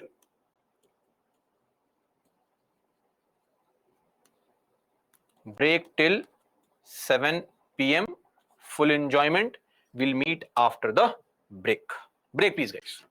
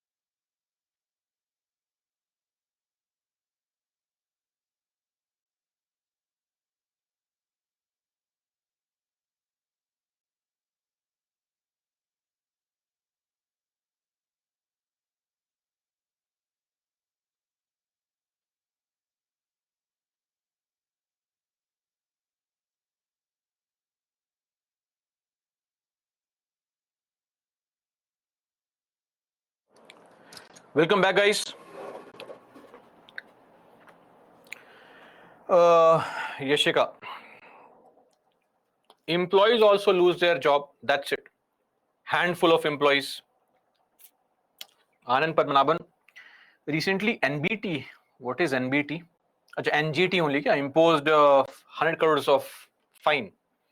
There is slight misunderstanding on your part. That's not fine. That's compensation. So let's say I or my company has caused environmental damage worth 100 crores. I have to pay for that, plus additional penalty of up to 10 crores can be imposed on me. So newspapers write a very generic word, penalty imposed, but that is not penalty. That is a compensation for the amount of damage I have caused. Clear? So that's there. Satya, yes, that's also there, increased. CA will discuss under citizenship, of course. Somalia, not yet established. Government has taken no step in that regard. It's okay. We already have tribunals. They're functioning. Firstly, the existing tribunals members should be there. No vacancy should be there. Infrastructure has to improve, and then only we can think on further improving the situation or creating more tribunals. Anand Padmanabhan, what is the exact concern? Please mention the exact doubt. Generic doubt cannot be addressed like this. Anjali, election will be in which chapter of Lakshmikant? Election will be. There are two things: Election Commission of India or RP and all. So as far as elections are concerned, please refer to chapter 42 of Lakshmikant. Shalusa, allegation of corruption. I just gave an example of an employee who made this allegation, not hearing the class at all, even after the 5th, 6th time. Allegation of corruption means to get an award in my favor, some tribunal member asks me to pay him or her some money. That is the allegation of corruption. Okay. Snehata, firstly, don't write ordinance in bracket. It's now a law. And as of now, new provisions are applicable. No, Devansh, no need to explain the case laws and all. Just have to mention the case and the final line. Priyanshu, new provisions. New provisions.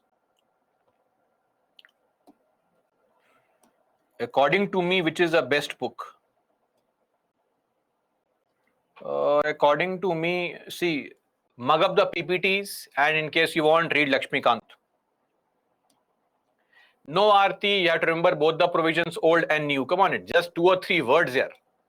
And that is also a challenge. Harshdeep, SBI court?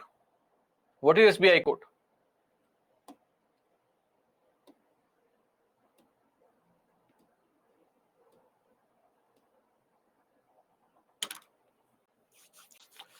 Okay.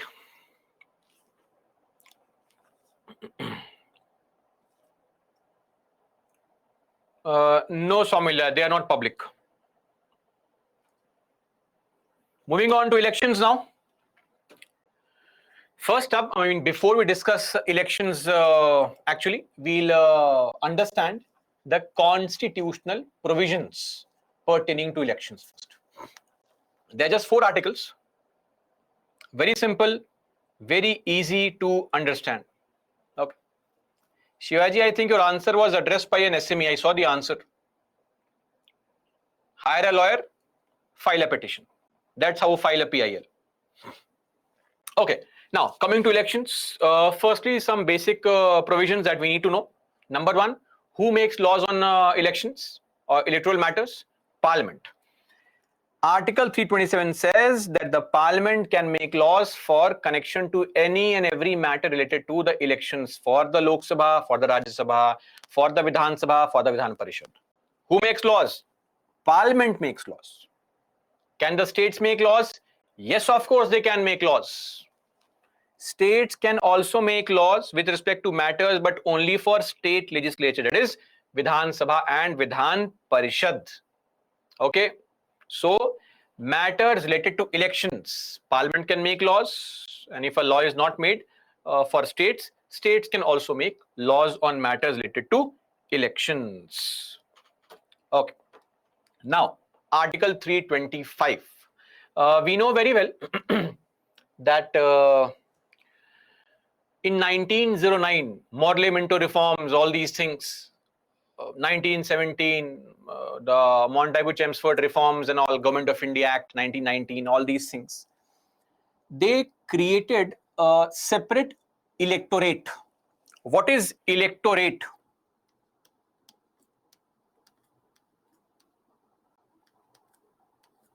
Voter list. So now there is no provision for separate voter list on grounds of religion, race, caste, or sex. Okay. So there is no provision now to create a separate voter list on the grounds of religion, on the grounds of race, on the grounds of caste, or on the grounds of sex. So we cannot have separate voter list which will have only voters who are males, only females, etc., only Hindus, only Muslims. That will not be allowed. A voter list is common. Now, we can have a separate voter list based on other things. For example,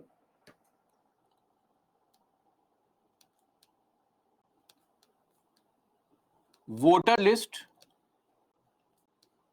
may be based on education. This is allowed. Or we also have voter list currently based on age. The current voter list is based on age only, right? So only people above 18 or 18 or above are allowed to vote. Others cannot. But we cannot have a separate voter list based on religion, race, caste, or sex. On these grounds, it is not allowed. Now, coming to Article 326, UAF. This refers to Universal Adult Franchise. UAF with minimum age for voting being 18. So we have universal adult franchise. Everybody gets the right to vote, irrespective of their religion, race, caste, etc. And the minimum voting age is 18. Now, one more thing. This Article 326 does not give you right to vote. It only gives us the right to be a part of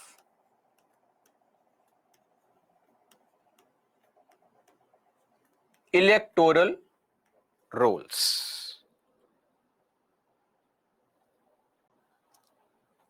Right to be a part of electoral rolls, meaning voter list. Are they clear? So please don't be confused. Article 326, and I would also request anyone who is confused or wants to have an issue here to please read the original article from the Constitution. It only gives every citizen who is 18 or above and is otherwise not disqualified a right to be a part of voter list. Just because your name is in the voter list does not make you eligible to vote. Voting right comes from some other place. We'll discuss that later on. I hope this point is clear.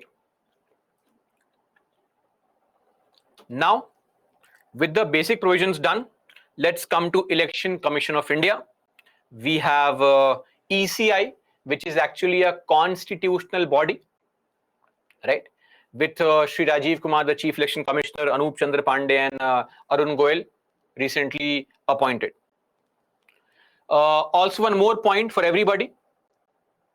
Whether right to vote or what kind of right is it, please don't ask this question right now. It will derail the discussion and you'll also get confused. When we discuss RPA, I'll tell you what is the provision, where is it mentioned, what's the Supreme Court judgment, so on and so forth. So ignore that for now. have patience. When we study RPA, maybe today or tomorrow, I'll discuss that in detail. Okay, don't worry. So these are members of the Election Commission now. Of course, all of them are retired IAS officers. Rajiv Kumar used to be an IAS officer in Bihar cadre. Anup Chandra Pandey used to be an IAS officer, I think, in UP cadre. So for you also, that's today's motivation. The motivation is that if you clear UPSC, become an IAS officer, there are chances that once you retire, there is scope for you to be the election commissioner also. That's motivation for the day. Article 324, only one article, that's it, nothing else. Under this article, we have certain provisions. Provision number 1 for the appointment. So this is how the election commissioners are to be appointed under Article 324, Clause 2, by the President, subject to parliamentary law. If the Parliament makes any law and decides on procedure, then we'll follow that. Till the time the Parliament does not make a law, by the President. Now, please don't ask me, sir, advice of Council of Ministers or not. We know very well it is Article 74. So currently the election commissioners, or till recently, the election commissioners used to be appointed directly by the government. Direct appointment by the government. Okay. Now, what is the composition of the ECI? Nothing is fixed. The election commission shall consist of chief election commissioner. One person is mandatory. So you need to have one CEC and such number of other election commissioners, if any. If any. Such number of other election commissioners, if any, as the President may from time to time fix. So we will have one CEC. Okay, this person is called CEC. So as you are not confused, plus how many ECs?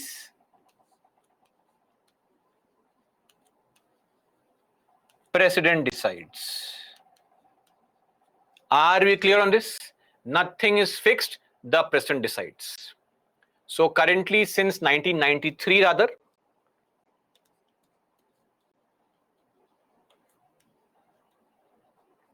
we have one CEC and two ECs, Chief Election Commissioner, Election Commissioners.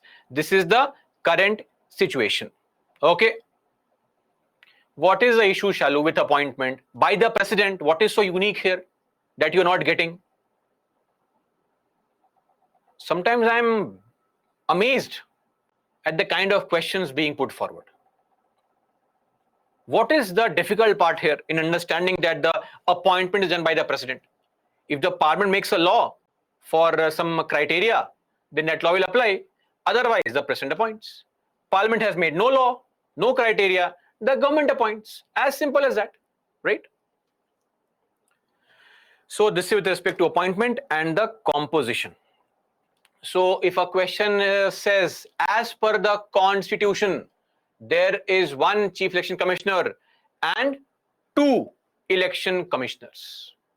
That is a wrong statement. That is a wrong statement. Why? Because the Constitution does not say how many election commissioners. It only says one Chief Election Commissioner. That's it. Okay.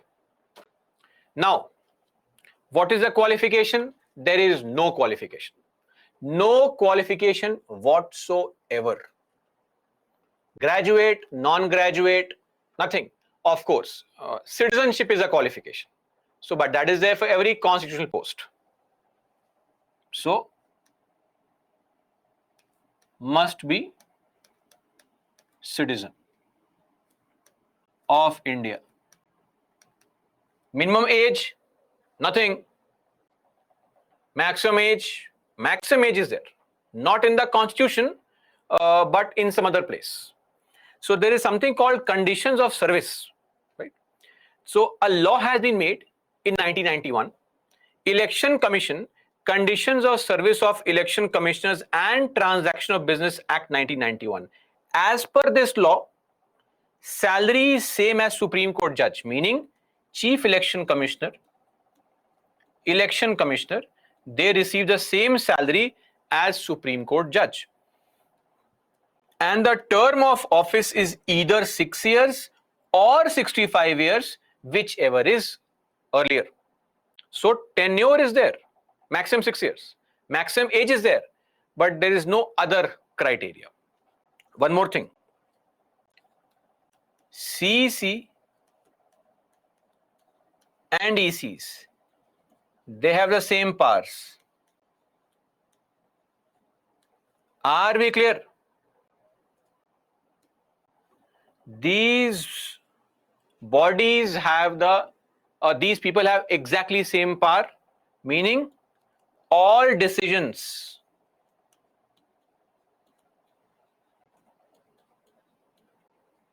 via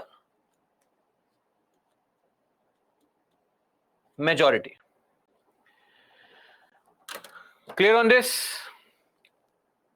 So these are the provisions that are there as far as the qualification, conditions of service, etc. are concerned.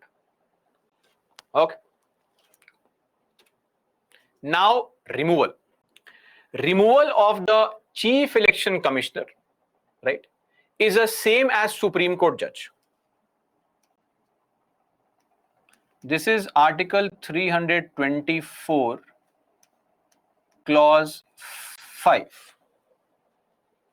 Similar to Supreme Court judge.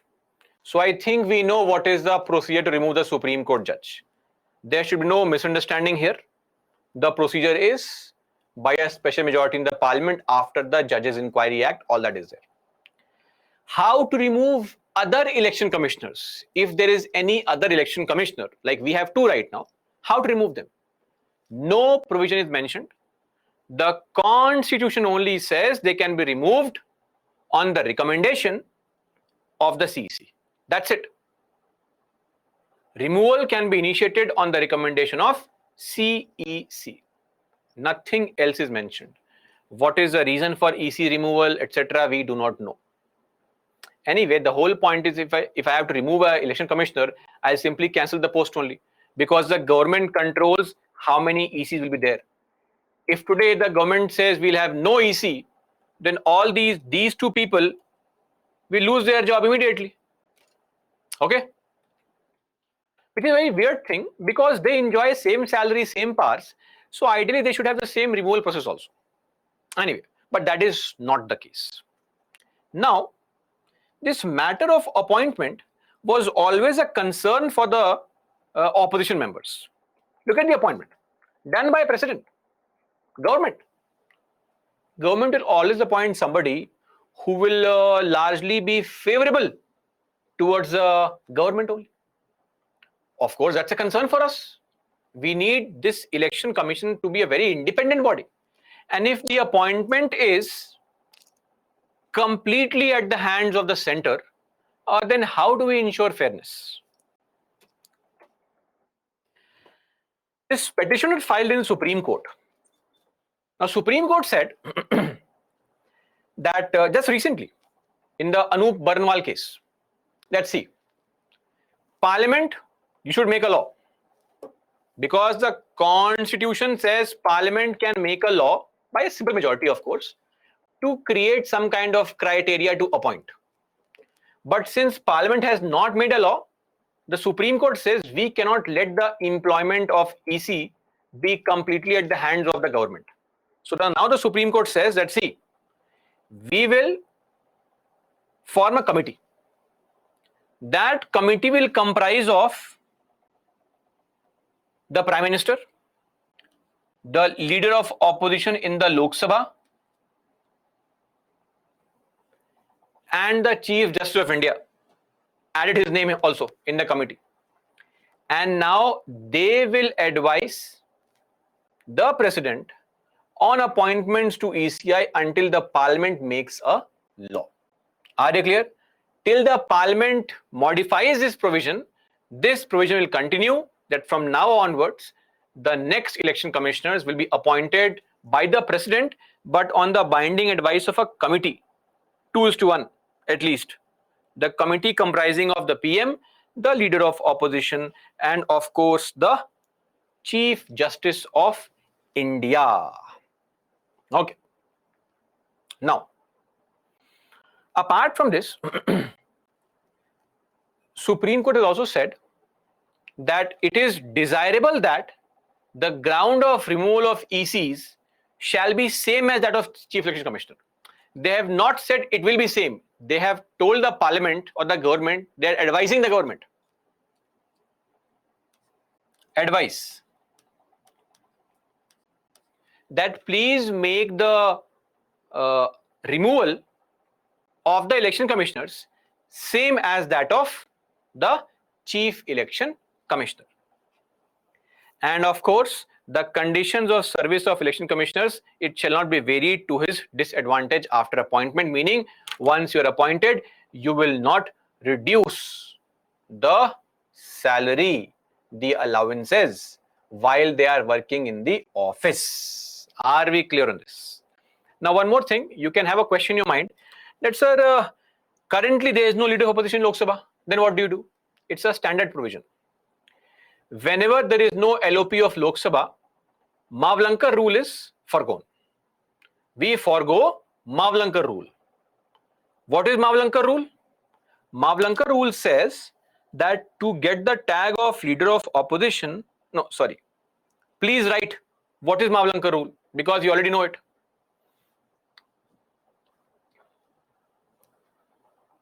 Okay, fair enough. Yes, quorum. So if any party which wants to claim the tag does not meet the quorum of Lok Sabha, that is 10% seats, then that party cannot get the tag of leader of opposition. Otherwise, the simplest thing is, whichever party in the opposition has the highest number of seats, that party gets the tag of leader of opposition. So in case there is no LOP of Lok Sabha, then we ignore Mavlankar rule. We simply take that person who belongs to that party which has the highest number of seats in the Lok Sabha. Currently, Congress. Are we clear on this? So this is there. So that is all as far as the ECI is concerned, the appointment, removal, etc. with the latest development, the judgment passed in 2023. Solve this question which came 21 years back.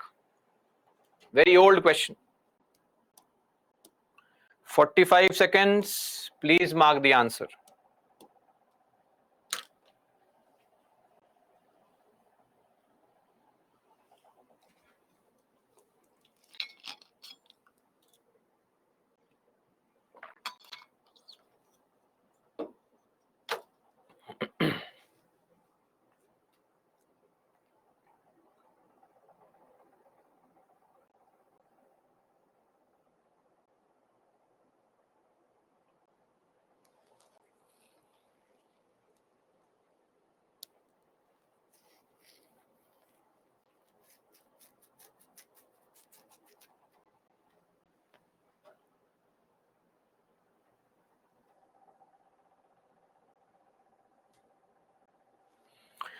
Okay, a lot of you got this correct. Let's see. The CC and other ECs enjoy equal powers, of course, correct, but receive they receive equal salaries, right? We mentioned here. Same as Supreme Court judge, CC, EC, same salary. One is wrong.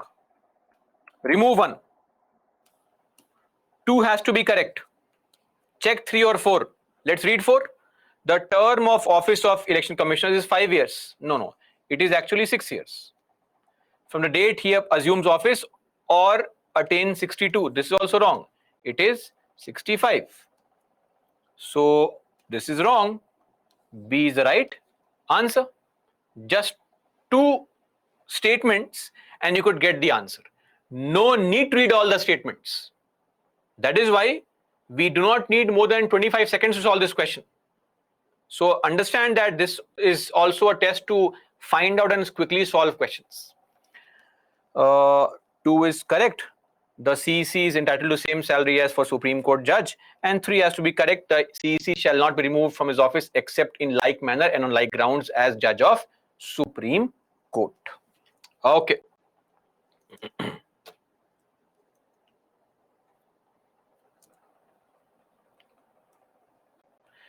Now, coming to functions.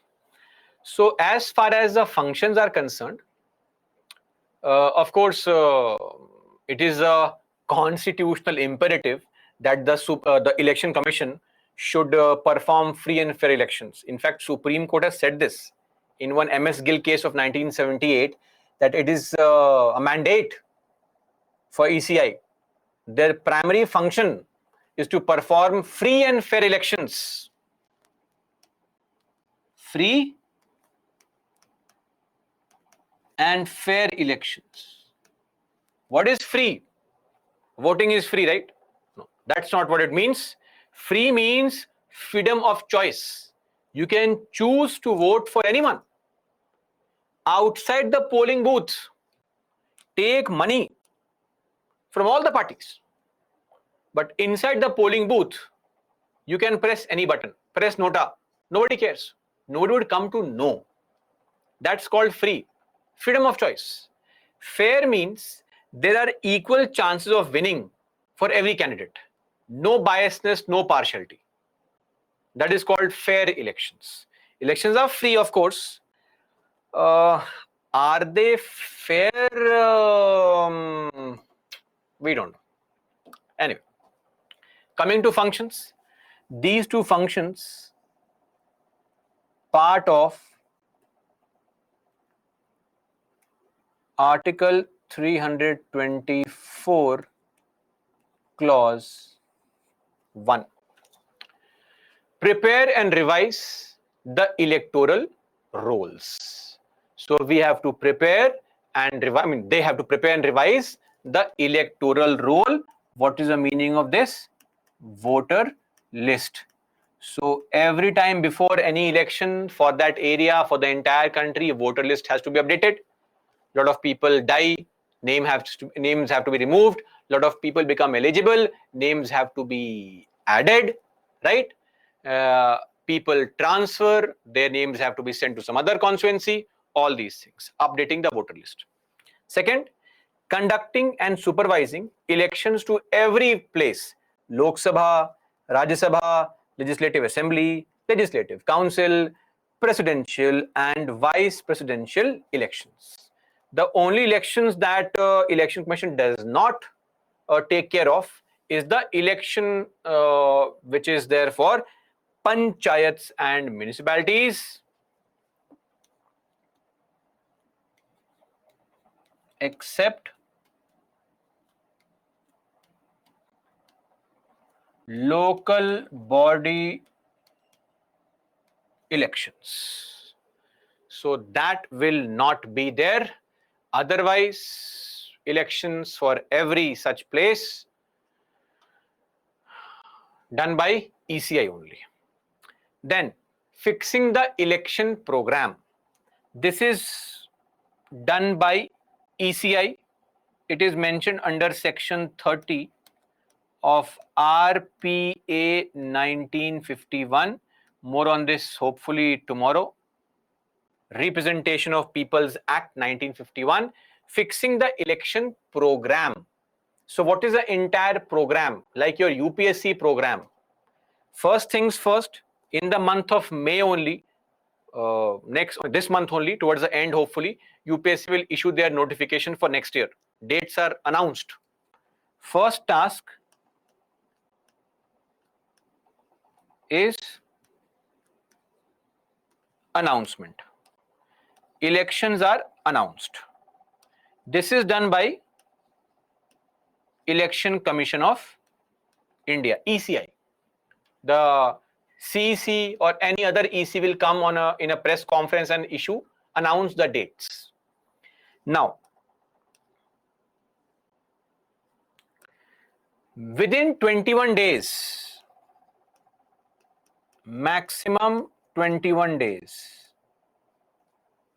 Okay. The president or the governor will issue notification, formal notification that come on, anyone who wants to contest, please come and contest. This is done by president or governor, like your UPSC. On the date of notification release for say 1 month, now you are allowed to fill up the form. So here it is not 1 month, you are given only 7 days.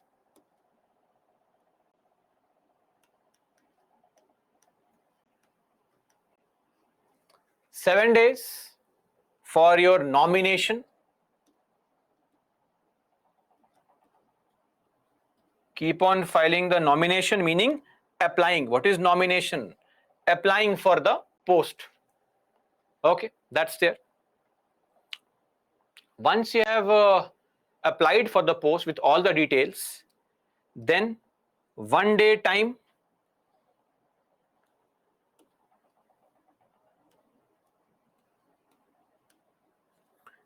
Let's not use the word maximum. Let's use 7 days only. Maximum makes no sense. It is fixed at 7 days. Then 1 day time is given to the election commission staff also. For what? For scrutiny of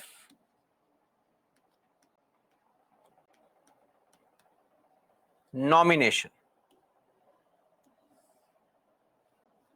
Scrutiny of the nomination, meaning whatever form you have filled, are details okay, basic reference, etc., etc. Now, just like UPSC, when you fill up the form, that is not an attempt. Attempt is only counted when you take the prelims examination. So a lot of people who fill up the form, they don't go and sit for the examination because they have filled up the form in full josh, right? But the moment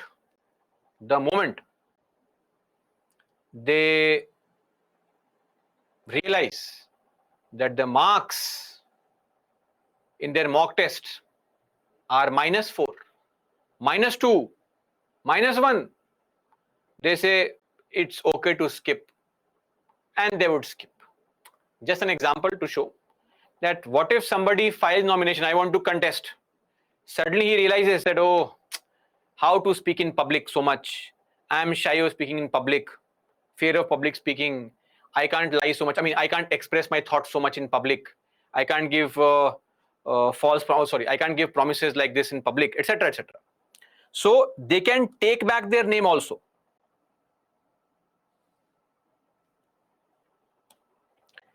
Two days time is given. After a gap of 2 days,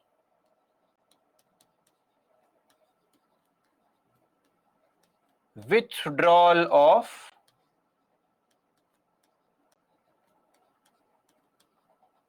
nomination takes place.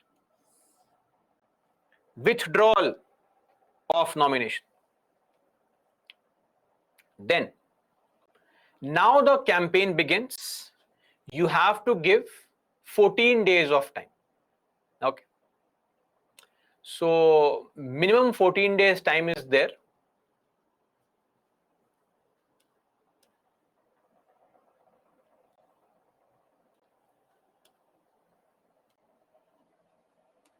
Minimum 14 days time, and then the polling begins. Polling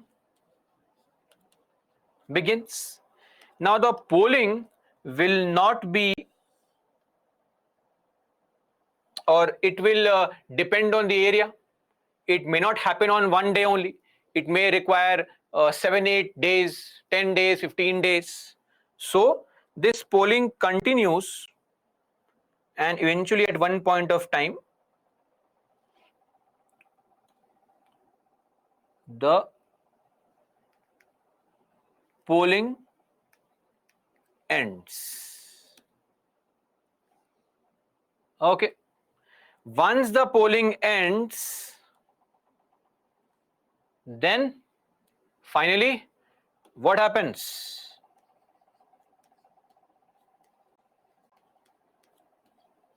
Declaration of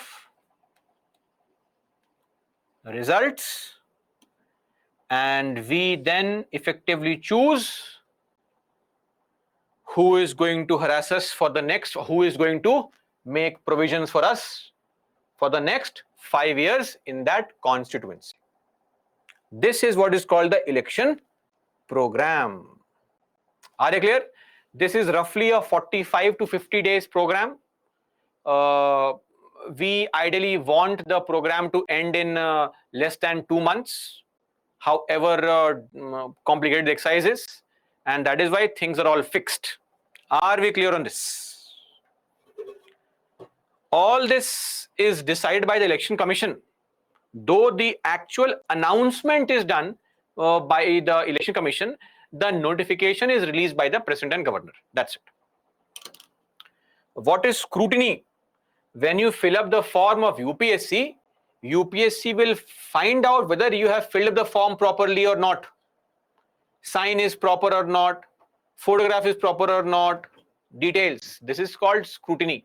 Same thing, when our candidates fill up the form, somebody has to scrutinize basic information, or else your form will be rejected. In fact, that is the first criteria, I think.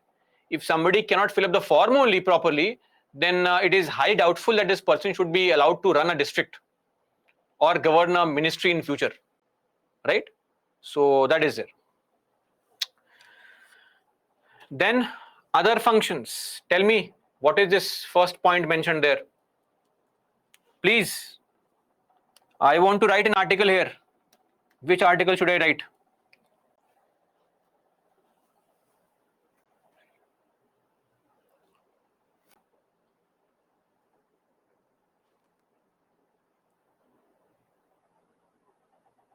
Am I audible, guys?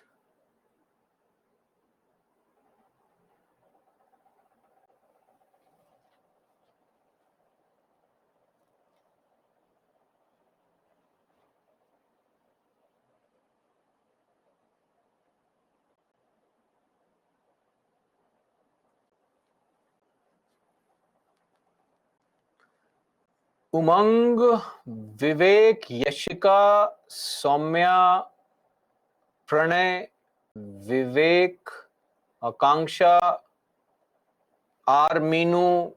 So far, Prince, only right answers. This is article 103. We have seen this twice now. This is the third time we are seeing this article. Advising the President and Governor on electoral matters, including disqualification of legislators. Article 103. Remember, the President will disqualify the MPs, but on the binding advice of ECI. Okay. Then the Election Commission also prepares and updates the Model Code of Conduct. What is Model Code of Conduct? We'll discuss that later on. Just understand that this is some kind of guidelines of ethical behavior that is expected from every candidate and every party in the run-up to the elections. Before elections, don't misbehave, behave properly. Some kind of ethical guidelines are there. That's it. This is called the Model Code of Conduct. Then, Election Commission also runs an institute called called IIDEM.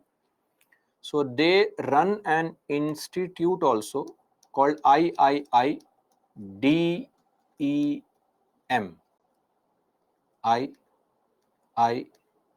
IIDEM. So this is there. Management of India International Institute of Democracy and Election Management. See, as far as this is concerned, this is basically an institute wherein training is given to election commission officials of other countries.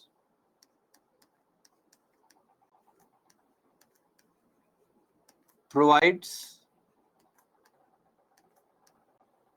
training to EC officials of other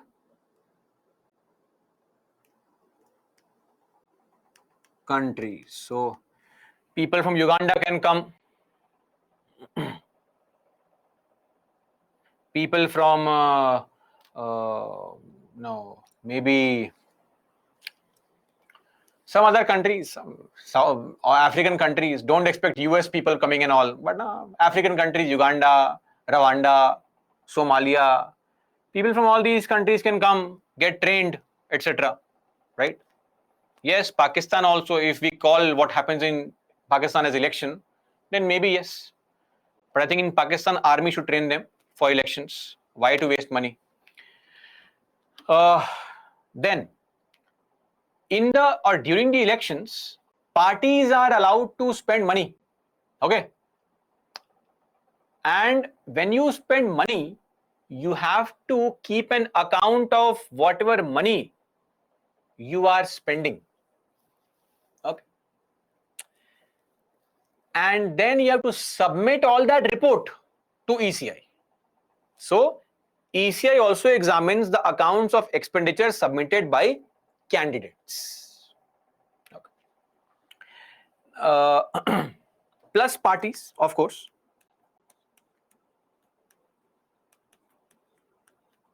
Candidates and political parties. There's a timeline. Must submit within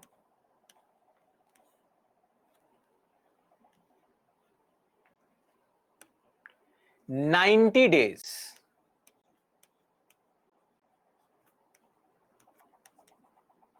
in case of Lok Sabha election and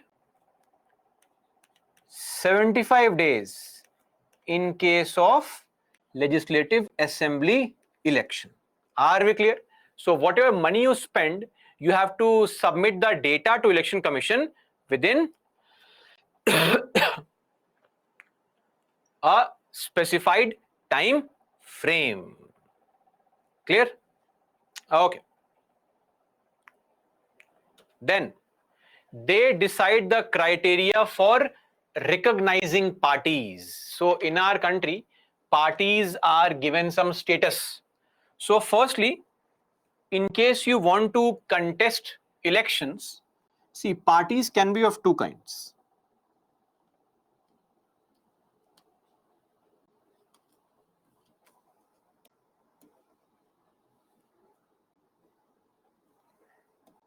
It can be unregistered party. It can be a registered party. Registered party, those which have filled up the form and are properly registered, they are allowed to contest elections. So unregistered, they don't care only. Now, registered parties can be given two types of criteria or names. They can be unrecognized or they can be recognized based on their performance. Now, parties can be called based on their performance a national party if they meet certain parameters. Those days will be discussed. Those parameters will be discussed in your governance classes. Or state party. For example, think of yourself. All those people who are studying for UPSC, there are two types of people. Those who have filled up the form, registered. Those who have not filled up the form, unregistered. After taking the examination, those who say clear the exam, they are recognized by other students. Others, nobody cares. Now, based on your performance, if you clear prelims, maybe a prelims cleared candidate. If you clear mains, mains cleared candidate. So you are recognized by other people, and then you also become eligible to give wrong advice to other people on how to clear the exam. Advice to other people on how to clear the examination. Same thing for this also. What is the criteria and all? Details later on. Okay. Now, it is the election commission which decides on election symbols. Any dispute with respect to the election symbols, it is all decided by Election Commission of India, right? There is a law called Election Symbols Reservation Allotment Order. It contains a list of around 800 to 900 symbols, basic household items. You can choose from that only. You cannot have your own symbol. Are we clear? The list of symbols is there already. You have to choose from that only. So don't create your own symbol. And finally, there is also a limit on how much money you can spend during elections.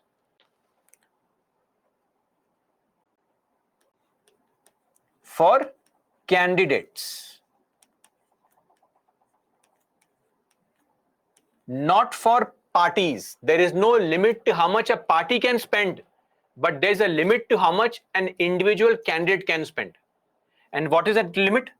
The limit is different for Lok Sabha and for Rajya Sabha and for Vidhan Sabha. So in case there can be two different kinds of constituencies: a larger constituency, a large constituency, and a small constituency. For the Legislative Assembly, same thing. A large constituency and a small constituency. Okay. In a large, and who decides large and small? It is actually decided by the Election Commission only. Large constituency, this limit is rupees 95 lakhs, meaning a candidate cannot spend more than 95 lakh rupees in the Lok Sabha elections. For a small constituency, this is 75 lakh rupees.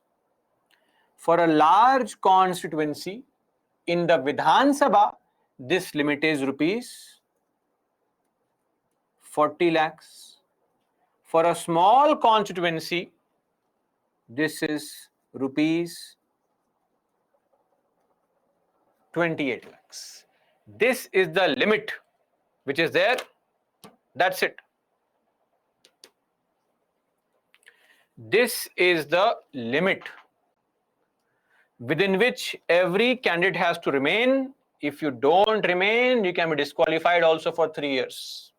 Are we clear? So that is there. Though we know very well that this is just a farce, a very big joke. That is why in the 2019 elections, around 470 or 480 MPs out of 543 were crorpatis, and the average assets of our crorpatis is 20 crore rupees average. Okay, so that is there.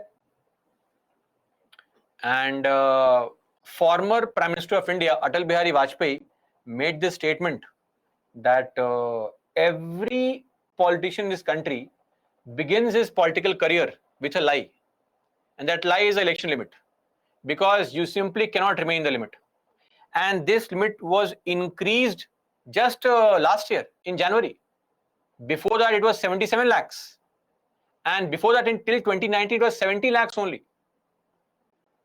The ADR, Association for Democratic Reforms, it has conducted surveys and ground research and says that in around 80 different constituencies, the average expenditure per candidate was upwards of 40 crore rupees. Imagine you are spending 40 crores to win the election. You have to recover that also, right? Imagine You have lost after spending 40 crores. Next time, double recovery is required.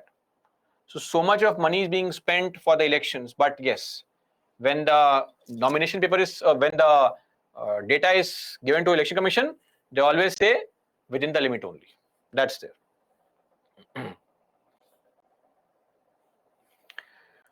So a lot of things are required.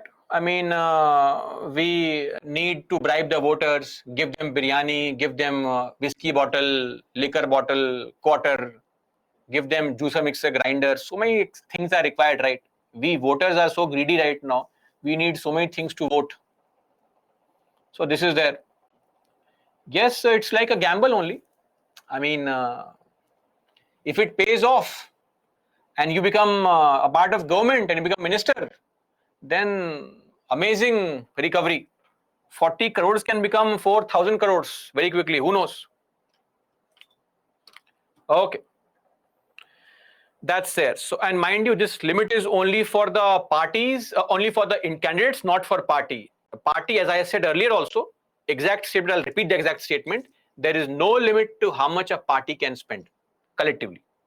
Okay. Saksham, per voter slogan fee. I have no idea on the fees and all. How much money are they giving currently in the elections? But yes, it is increasing only. Demands are increasing, costs are increasing, you know.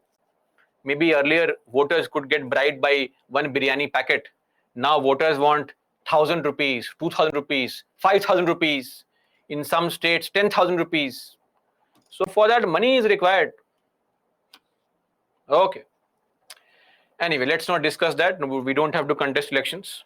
So that is all as far as the functions of Election Commission are concerned. We are done with the Election Commission of India. Please solve this question. Oh, poll. Mark your answer, please.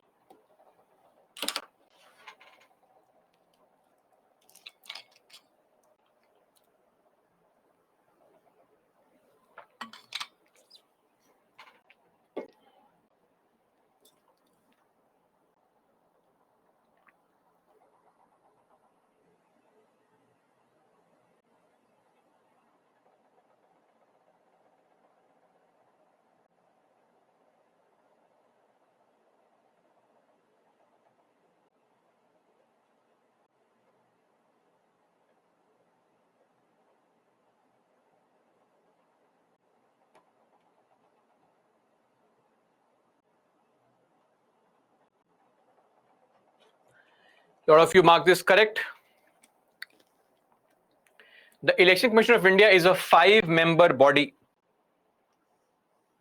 So it is not fixed and currently it's 3, not 5. One is wrong. Remove one. Okay. Union Ministry of Home Affairs decides election schedule. Imagine Amit Shah deciding the election schedule in the country. You will know what will happen. So of course, this is wrong. 2 is wrong. This is wrong. This is wrong. This is wrong.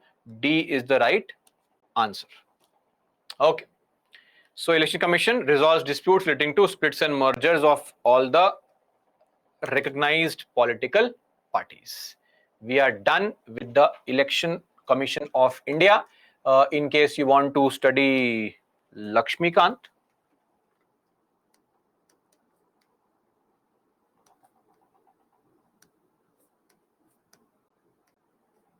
chapter 42.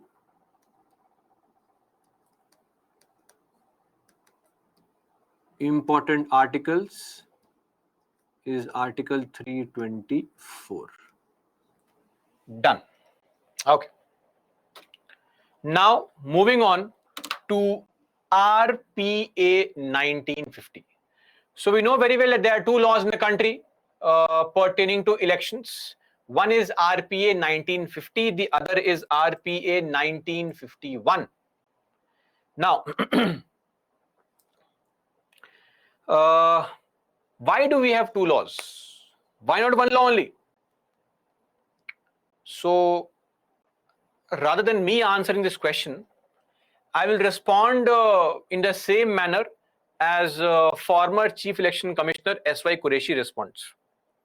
So in his book, The Great March of Indian Democracy, he responds by saying that, when people asked him, sir, why do we have two RPAs? RPA 1950, RPA 1951. Why not one RPA only? Why two laws, same name, different year? To which he says, former Chief Election Commissioner says, I don't know.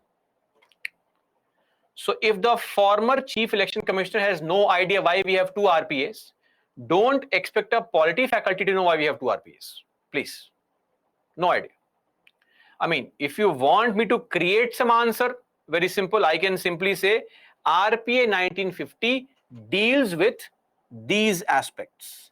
It deals with largely voters, qualification of voters, etc. RPA 1951 deals with the actual conduct of elections, qualification, disqualification of people who will contest, what's the procedure, where to complain, all such things. My advice is mug up this. If a question is asked from RPA, you can simply in the introduction write this. RPA 1950 deals with allocation of seats, qualification of voters, preparing voter list, etc. That's it. Oh, we have some practice questions here.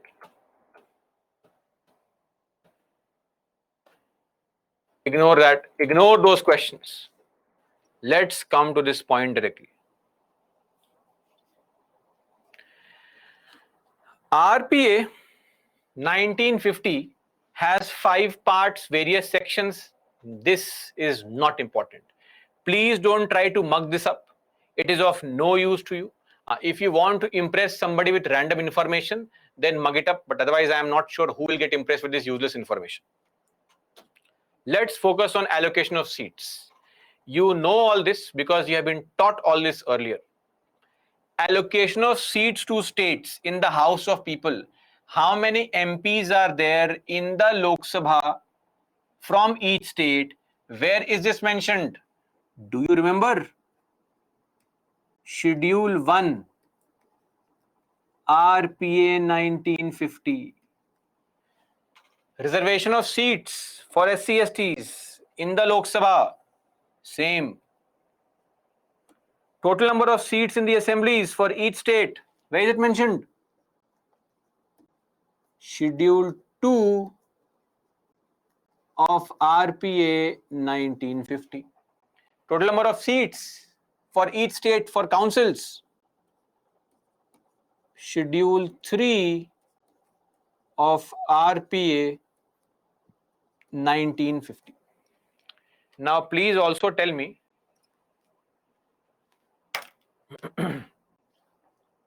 the allocation of seats to Council of States, meaning how many MPs are there from each state in Rajya Sabha.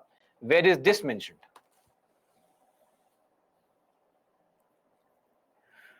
Schedule 4 of what? Schedule 4 of RPA 1950.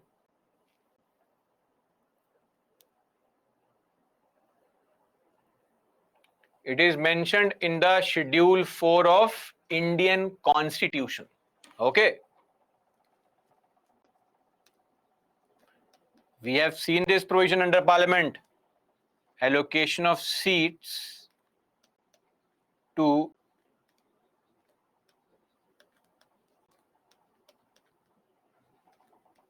Council of States.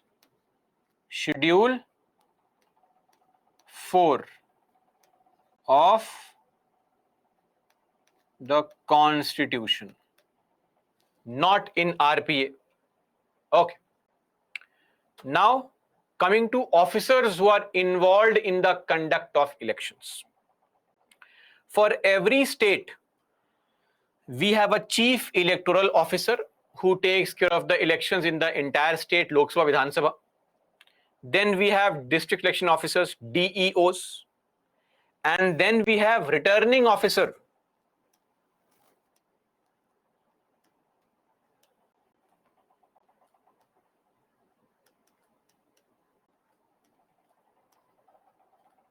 For each constituency. What is meant by returning officer? Returning officer means somebody who returns a winning candidate, who gives the people of that area the winner. So returning officer's task is to conduct elections for that area, for that constituency. So every constituency will have one returning officer. This person is normally, usually, a district magistrate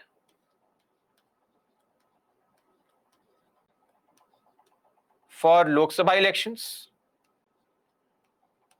or a sub-divisional magistrate, SDO, SDM, for assembly elections. Are we clear? Every election has somebody who conducts the election. That person is called returning officer, all right? That's it. Now, beyond that, we also have the concept of polling booth.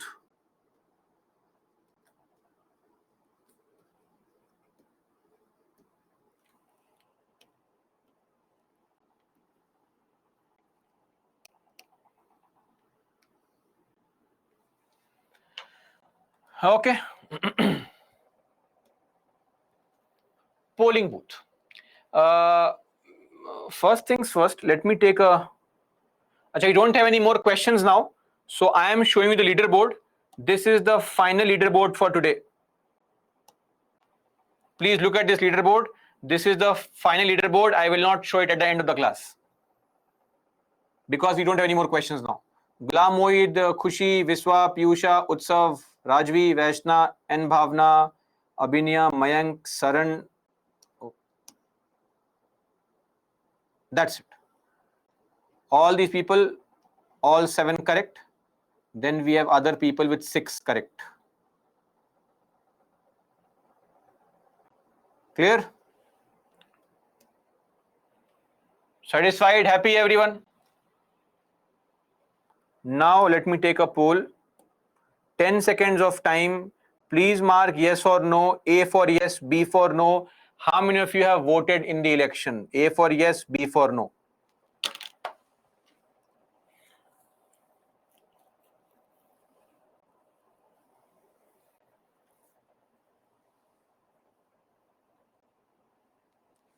Oh.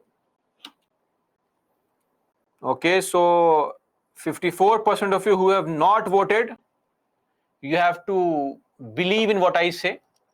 Other 46 or 44%, you know what I am talking about. So, it's okay. I don't want excuses and all. I'm under 18 or it's okay. No problem. Who am I to judge you?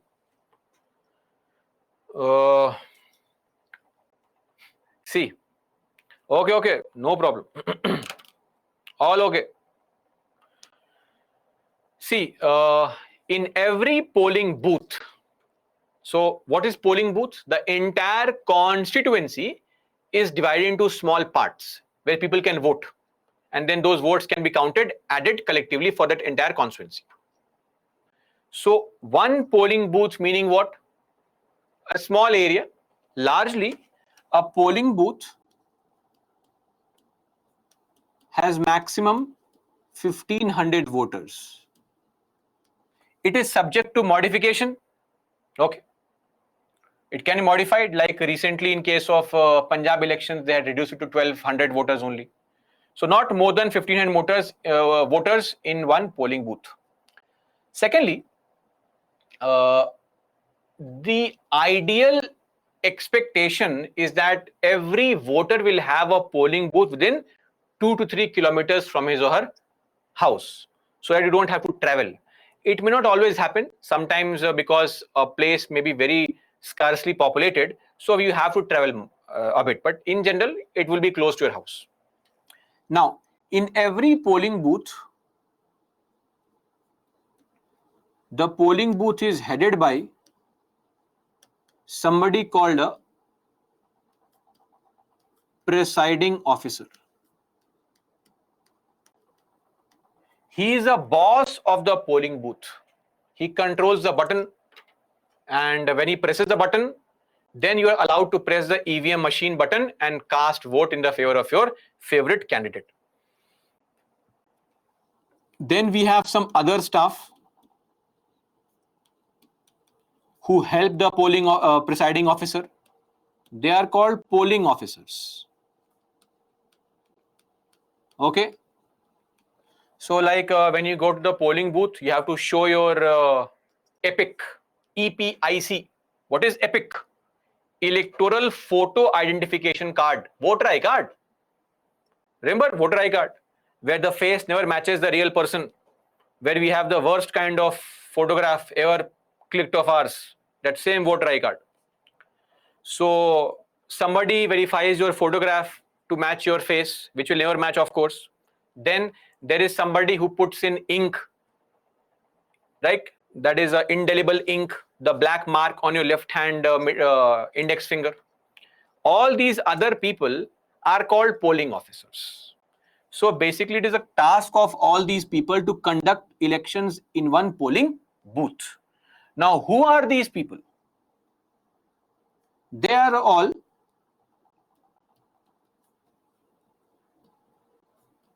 government employees, teachers, bankers. Okay. So not coaching institute teacher. Okay. School teachers and bankers and largely government employees. These people are taken by the election commission on a temporary basis to conduct elections. Extra salary. Sai Dinesh asks, extra money. Money is your larger concern. Yes, they will get some money. The DM decides, the returning officer decides. Okay? The returning officer decides what money you will get. It varies. It depends on which area you are conducting the elections, which state, etc. So it can range from as low as 800-900 to sometimes as high as 2500 also. So it depends. If you are, say, conducting a poll in the city, there is nothing to do. People are educated, nothing is required. But sometimes in far off places, far flung places, the DM there is very liberal, emotional, sensitive person. He'll say, okay, take 2400 rupees, take 2700 rupees also. You will decide. The returning officer will decide, right? The one who's taking control of the entire election process in the constituency, the returning officer. Hopefully you will be the returning officer shortly once you clear the examination. So you will decide. Look at the amount of power you have to waste government's money. See, because the point is, it is totally up to you, and also understand that no other allowance is given to these presiding officers and all. They have to go to the polling booth on their own. Are we clear? No arrangements are made, no hotel booking is done. Even on the polling booth, they are the ones who have to arrange the tables, chairs and all. Okay, so that is there. Anyway, election duty is it's not something that people enjoy normally, because it depends. If you are given a city duty, no problem. Far-flung places could be difficult and challenging, especially for people. I'm not sure if anybody has been a part of election duty here, but yes, it is risky also, because if things go wrong, then you will be blamed, and you can't bunk. Okay, don't think you can bunk. This is not your school or college. If you bunk, then arrest warrant can be issued against you. Okay. Okay, Muhammad, I have been a part of election duty. Newton, yes, Newton movie, great.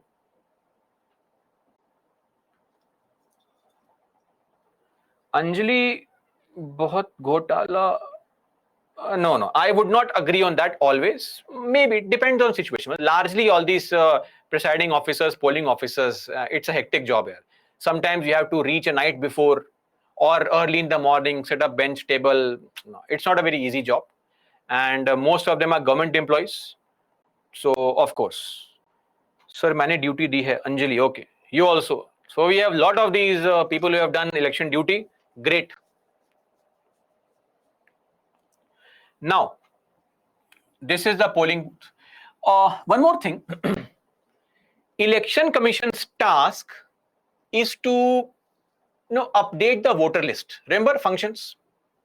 But in every household, somebody turning 18, somebody dying, election commission, do you think chief election commissioner will come to your house in the morning and knock your door and say, come on, sir, please tell me, how many have turned 18 today? Imagine Rajiv Kumar coming to your house. That's not possible, right? So, election commission thought who to appoint and which person should be given this task who will effectively update the voter list, and we can rely on them also. So they came up with a concept called booth level officer, BLO. This has been there since 2006. BLO, the task of BLO is to update the voter list.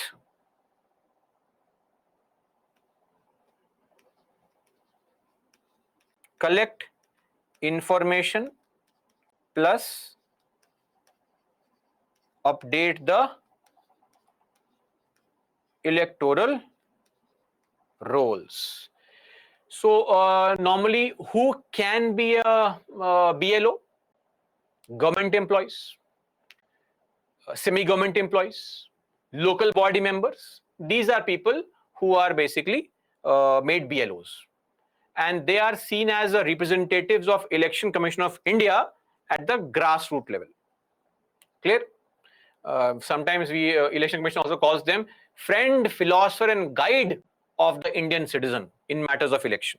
So they update the voter list, and since they are government employees, they will not do any kind of hanky-panky activity also, because if it comes to the ECI's ears that the BLO has deliberately not added names or removed some names, then the person may face consequence because he's a government employee, right? So this is that BLO. This is the person who actually goes door to door, home to update the voter list of every polling booth, which is then sent to the Election Commission of India. Are we clear on this information of officers? These are the people employed with respect to conduct of elections. Clear? Now, next, types of voters. So types of voters, we have three types of voters, though we have added one more type called absentee voter.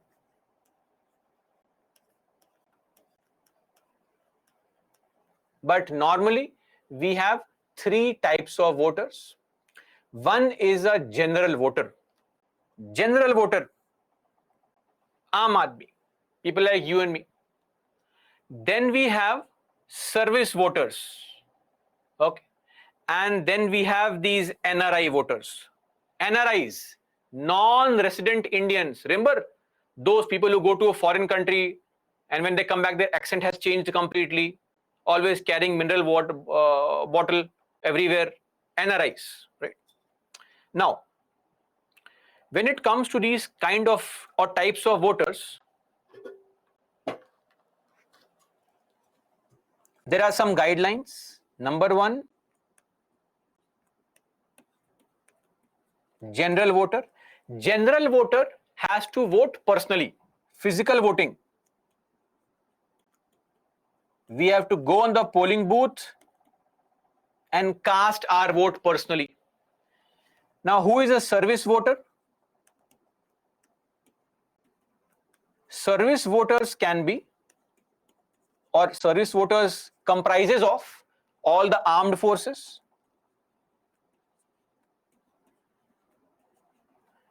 then police employed outside state. So when the police officials are sent to other states for election duty, and Government of India employees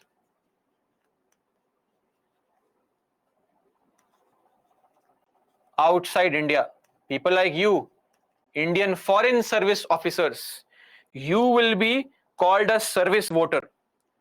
Now, for a service voter, what is the advantage? You can choose physical voting if you are present, or you can also choose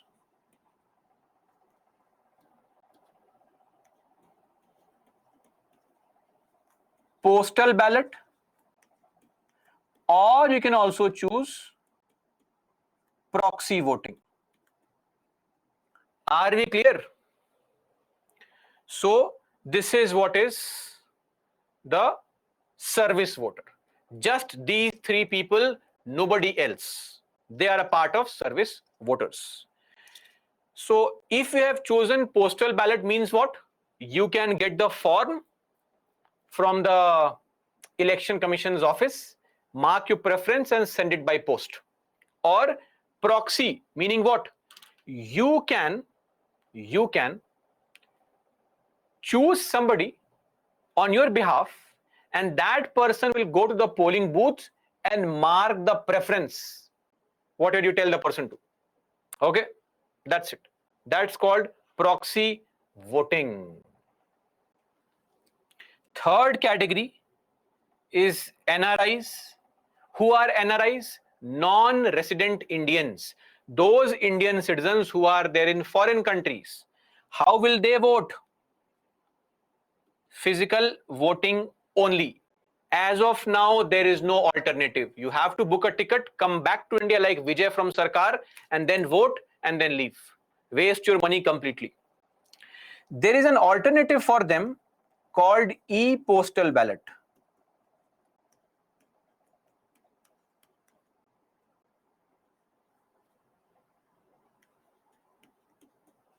As per Supreme Court direction called Nagendra Chindam case of 2015. So in the Nagendra Chindam case, Supreme Court said that there should be e-postal ballot. E refers to electronic postal ballot, but yet to become applicable. Now, what is the e-postal ballot? Electronic. Don't feel it is online voting. It is not Indian Idol. Okay. Online voting is not possible. Government makes a website. It will be hacked within seconds. So don't think of that. Electronic part means I am sitting in some foreign country. I will be able to download a form, a voter form online. E part is over. That's it. That's the electronic part. Once I download the form, I'll mark my preference and send the preference or format to the ECI's office, wherein it will be incorporated as a voter, as a vote. Are we clear? But even that has not been made applicable because of logistic issues. People from all across the world sending all these votes. Difficult to count these votes. What if votes don't reach on time? Blah blah blah. All this happens. That is why e-postal ballot is not applicable yet. So NRIs have no option but to come back and vote. Apart from this,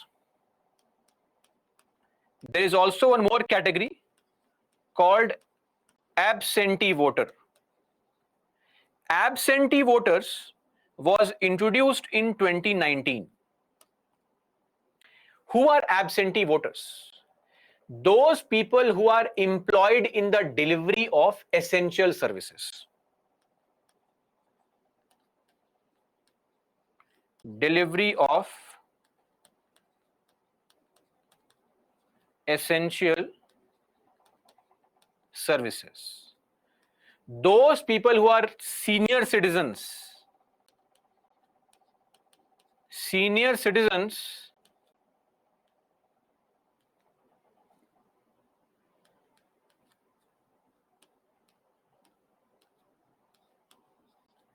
(80 or above), not 60 or above, 80 or above. And third, persons with disabilities. These are people who are absentee voters. For absentee voters, we have the option of postal ballot. Now, apart from this, people employed in election duty, they also will get postal ballot opportunity. Are we clear? So this is all about the types of voters we have. Essential services meaning what? Say people employed in medical profession in some area of pandemic, right? Or the police employed somewhere, some IAS officer, all these essential services, whatever the government declares to be an essential service, that person gets the option of postal ballot. But nobody gets proxy voting except service voter. Are we clear? Nobody gets proxy voting except service voter. And yes, there is no alternative. If let's say you have asked your spouse, let's say your spouse becomes proxy voter in most cases. You ask your spouse, vote for BJP fan. Your spouse goes and votes for Congress because your spouse finds Rahul Gandhi cute. You can do nothing about it. Sorry. That's how life is. Unfair. So you have to trust your spouse or whoever you appoint as a proxy voter to vote for the person you have asked him or her to vote. You can do nothing about it. Now, one more thing, some other criteria for registration as a voter.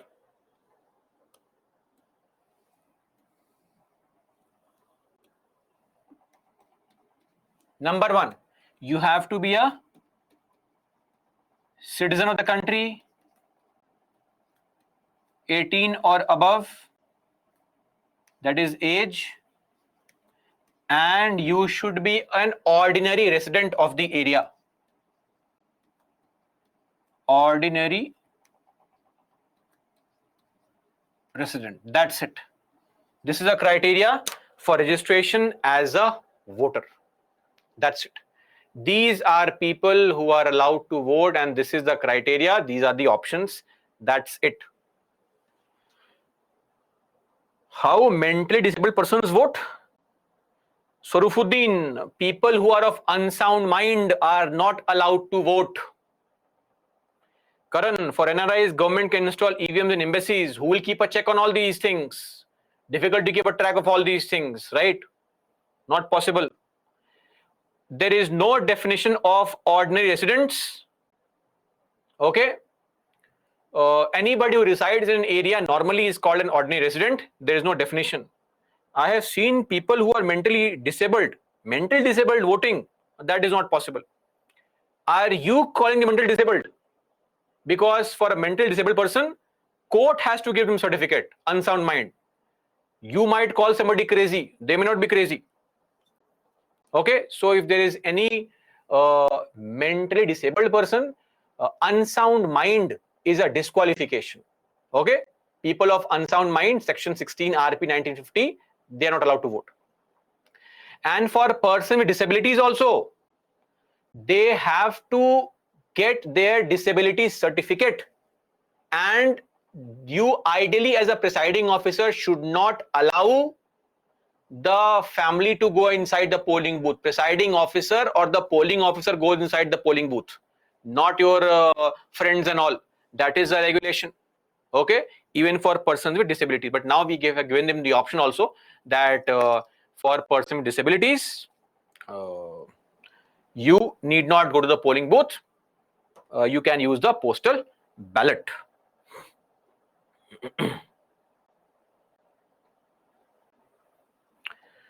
Okay, let's end our discussion here only. Tomorrow we'll continue our discussion on right to vote, disqualification from voting, etc., etc. But that is best left for tomorrow. That is all as far as today is concerned. Jai Hind.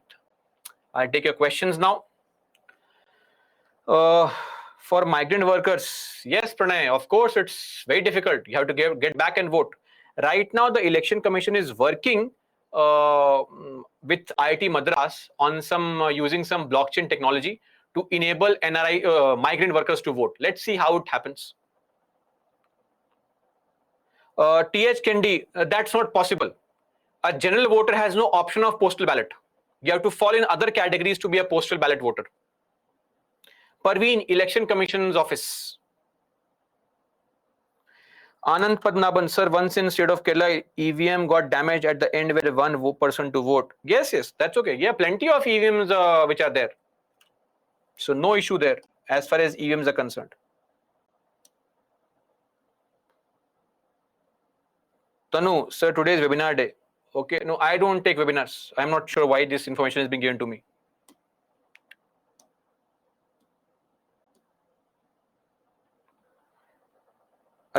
Forget blockchain technology. I said some blockchain technology in your science and tech classes. So election commission is trying to come up with that. Sarfuddin Vigya with disability certificate. What disability certificate? I don't understand this.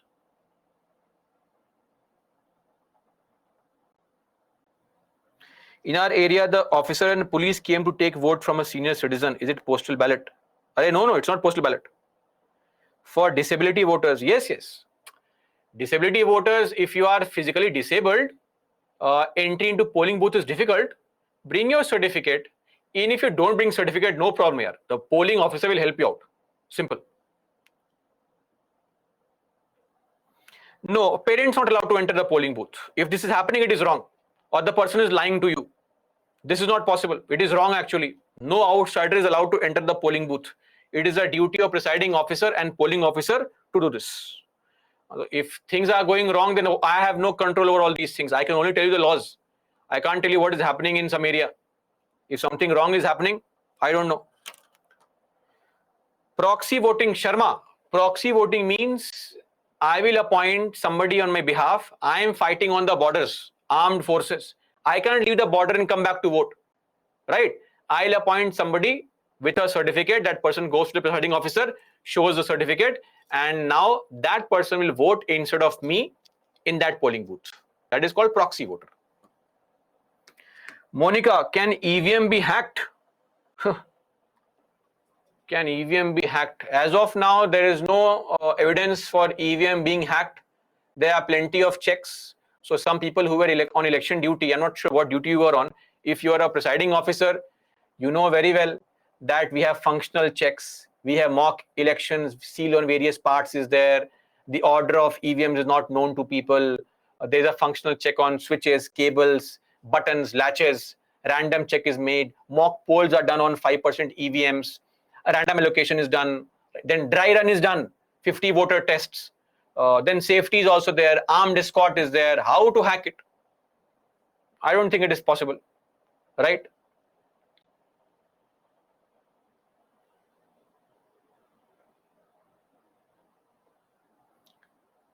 Harshdeep, how can NRI vote? He is non-resident of India. So what? He is a citizen of India.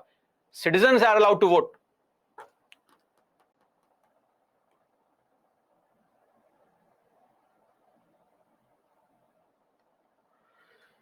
Non-resident for a temporary period, right? You are not residing here, but your interests lie here because you are still a citizen. That's why allowing them to vote. No, Aksa, no need. Don't worry. If you don't vote, no action against you.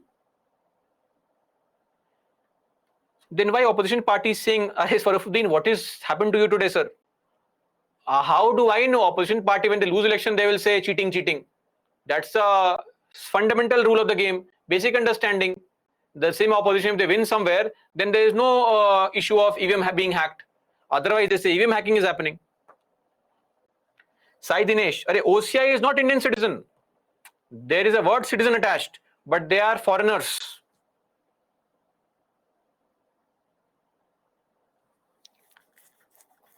Why nota is given in election? Nota is given in election if you do not like any of the candidates. You can showcase your disenchantment with the election. You can press the nota button and say, I reject everybody.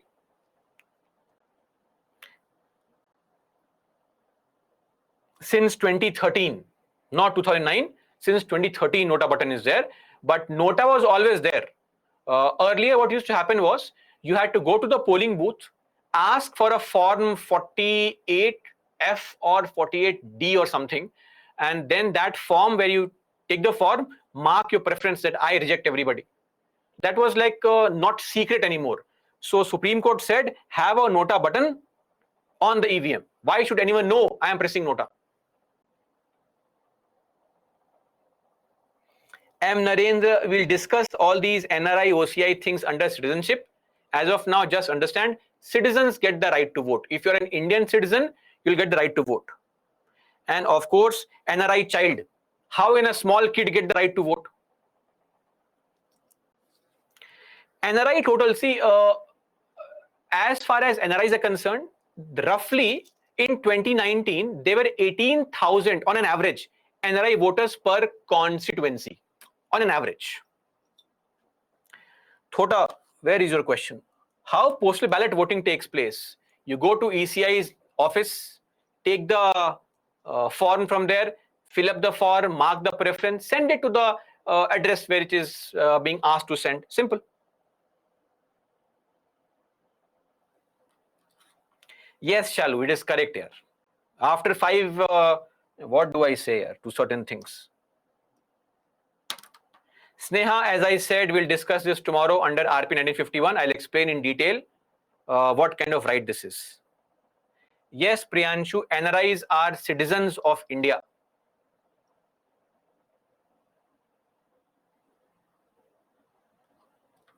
Why 18 years is minimum age? Why 21 for UPSC? Why not 23? Why not 24? 18 is the age which largely people assume that you have become an adult, you are able to understand the impact of your decisions, implication of your decisions. That is why 18. We had to make some kind of age. Shrishti, people who are in jail, they cannot vote. Sorry. SIAN, no, it is not important. It depends on you. If you want to come to vote here, please come and vote. Nobody is asking you to come to vote. Voting is not mandatory. It's optional.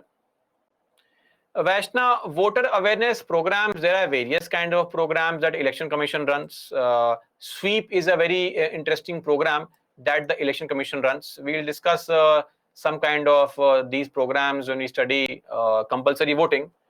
For example, there is a VHA called Voter Helpline app is there, where you can apply, make changes. There's a portal also. Then there's a National Voter Service portal. Then we have a separate app for the person with disabilities. Right, so that's there. Vaishna will discuss PESA under Schedule 6, not right now, but maybe in 4 or 5 days, or 2 or 3 days. Okay.